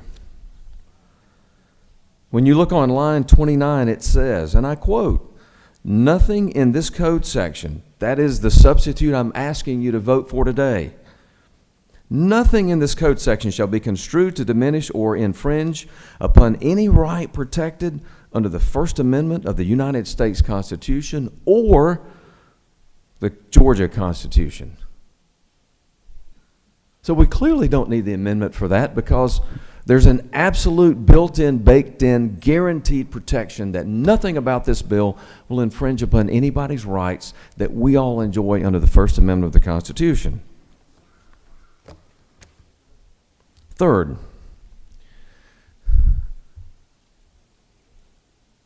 as my friend from the 50th said and made a great point, if you want to go out and say that you hate Israel after this bill is passed, you may absolutely do that.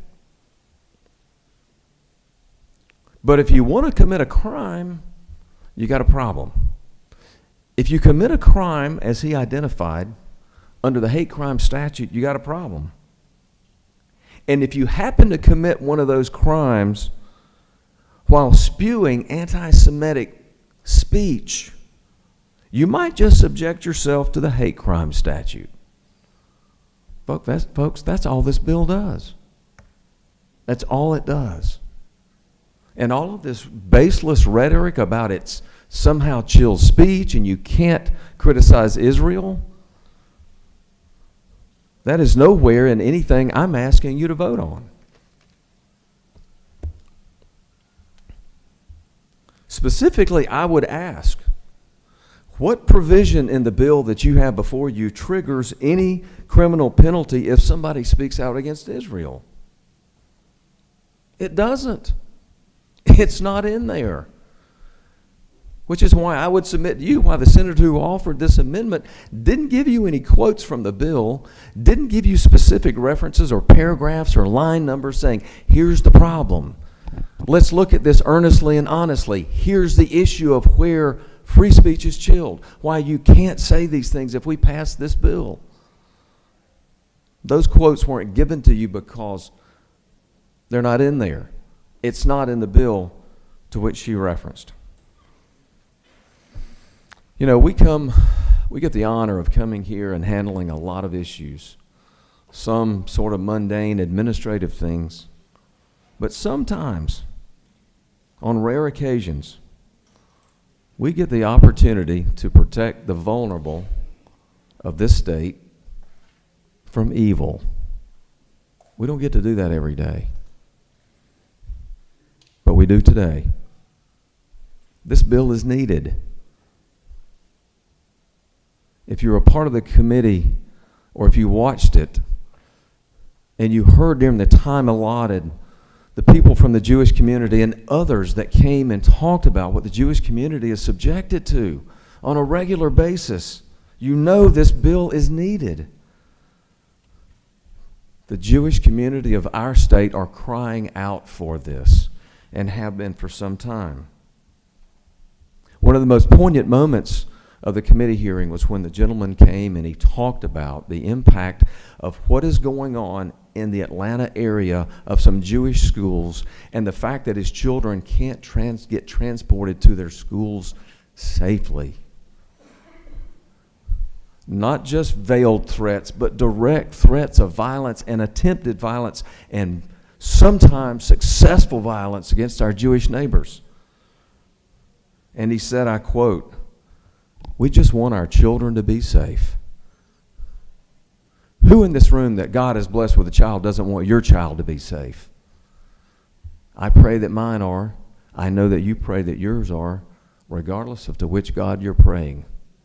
You want your children to be safe. As we talked about in some of the questions about, well, wait a minute, shouldn't we tweak the definition? Shouldn't it be different? Listen, this is a room full of intelligent, educated people. We know that the Jewish community is comprised differently. And because of that, because of the historical nature, because of all of those issues that we know, that we've already talked about, it's harder to define anti-Semitism. And while some want to criticize this definition that we have, that we've contained, I took those criticisms from last March about, is this the right way to go? Is this the perfect definition? Is this the one that ought to be used? Some of those same arguments you're hearing this morning, or now we're in the afternoon. But I'll tell you what I just came to conclude. I couldn't figure out why I somehow could be smarter than all the people around this country, including our federal government, and all the countries in the world that have ascribed to this very definition, that somehow I was so smart I could come up with a better one. Well, folks, I ain't. I'm not that smart. This is the definition that should be used, and there's a reason it's been used by so many other states and other countries. So, my dear friends, this is in your hands today. I beg you to ask yourself, where will we leave the Jewish community if we don't pass this bill? They will be without a way for us to address that which everyone in this room agrees is wrong,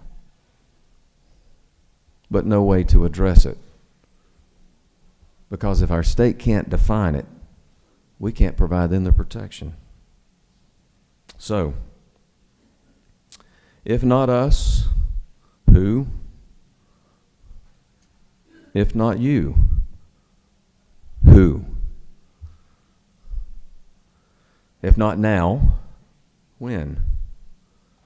And if not today on this vote, when? I ask you to please vote for this. It's the right thing for the Jewish community. It's the right thing for the Georgia Senate. It's the right thing for the people of Georgia. Please vote yes. I yield the will. Thank you, Senator. Senator has closed debate.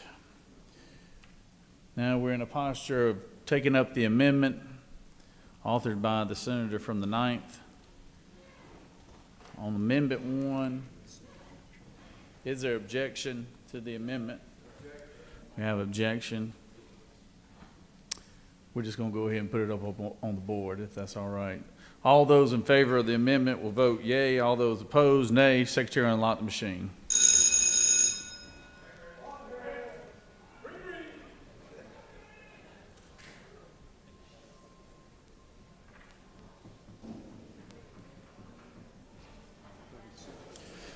Senator from the 36th, for what purpose do you rise?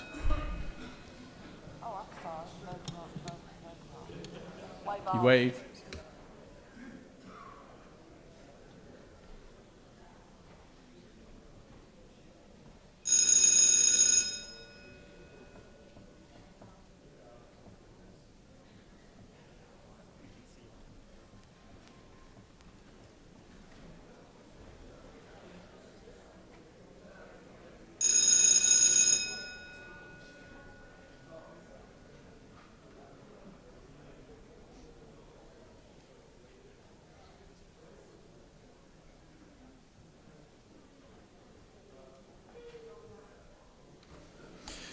On the adoption of the amendment, the yeas are 15 and the nays are 36, and this amendment has failed.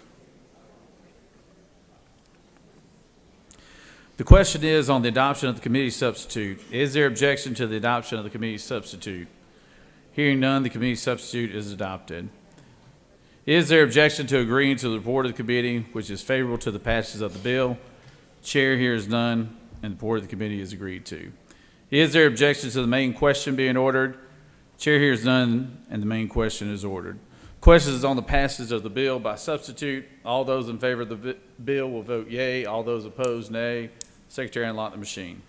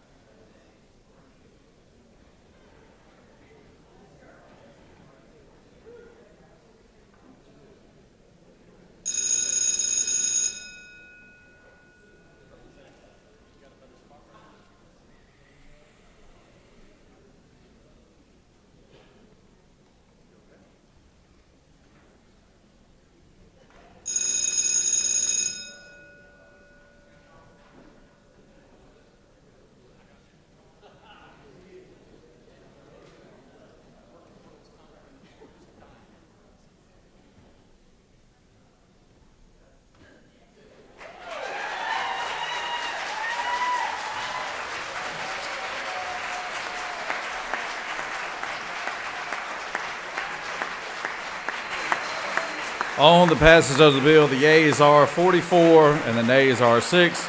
This bill, having received the requisite constitutional majority, is therefore passed by substitute. I understand the excitement, but I want to take this time and I want to give the pro tem, I want to congratulate him on a job well done. Good job today. Let's give him a round of applause.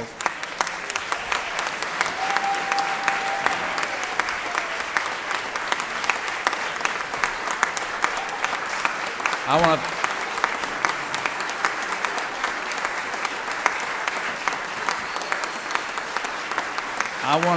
to thank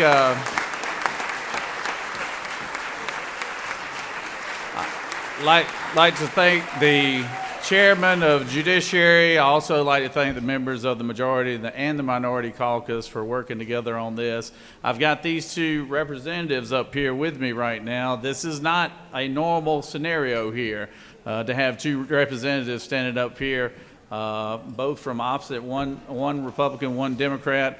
We have our author, Representative Carson, and also Representative Panich, Representative. And I just want to thank them. They worked very hard this last year, and I can tell you that, you know, sometimes these chambers have, you know, disagreements, and we usually try to work them out. But I will tell you, they were very passionate about this, and I just appreciate them being so passionate, but also so patient.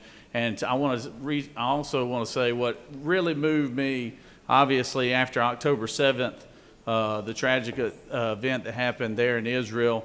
What moved me is people I went to school with, the school I graduated from at high school, where we had a large contingency of Jewish students. I'd been to bar mitzvahs, I'd been to Hanukkahs, I'd been to Yom Kippurs through the years, I'd been to Jewish weddings, and when I saw them, friends that I've known since I was 14 years old, coming to me asking about this legislation and asking about this bill, and you could see the pain in their eyes because it hit home, the things that happened on October 7th, and it was a real sobering reminder of the history and the struggles the Jewish community has gone through, not just in this country, but throughout the world and history. So this is a big day, it's a big event, and I want to thank everyone who was involved with it, and I want to thank these two House members for being a part of it. And thank you for being so patient today. So thank y'all very much.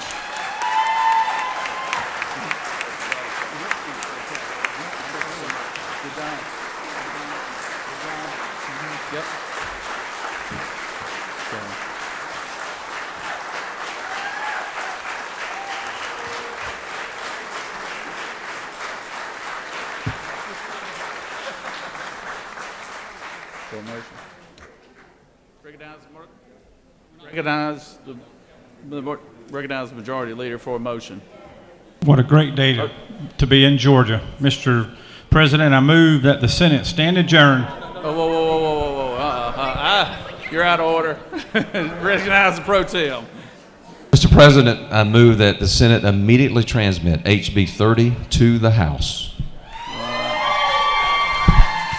The pro tem has moved that the HB 30 be immediately transferred to the House. Is there objection? Without objection, the motion is granted. Good job again, Senator. We got one more thing to take up here. No, do it, the resolution. I tell you what, let's just take it up tomorrow. It's been a long day. I'm ready for the motion there, Senator. Thank you. We'll try it again. Mr. President, I move that the Senate stand adjourned until 9 a.m. That's 9 a.m. Friday, January the 26th. All right, the majority leaders move that the Senate stand adjourned until 9 a.m. tomorrow morning. 9 a.m. tomorrow morning. Secretary, read the announcements. The Rules Committee will meet immediately upon adjournment today in 4:50. The Retirement Committee will meet in 310 of the TLOB at 2 o'clock. The Regulated Industries and Utilities Committee will meet in 4:50 at 3 o'clock. The Public Safety Committee will meet in 4:50 at 4 o'clock. The Urban Affairs Committee will meet in 4:50 at 5 p.m. The State and Local Governmental Operations Committee will meet in 125 at 5 p.m. And the Judiciary Committee will meet in 307 of the CLOB at 5 p.m. The Children and Families Committee meeting has been canceled for today. That completes the order, Mr. President.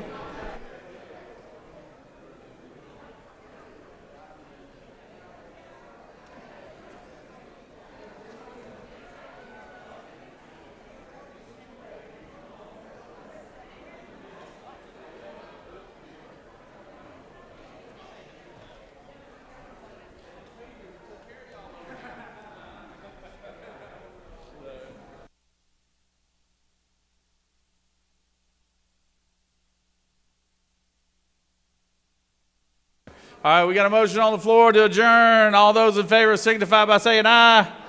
All those opposed, no. The ayes clearly have it. We're adjourned. See you in the morning.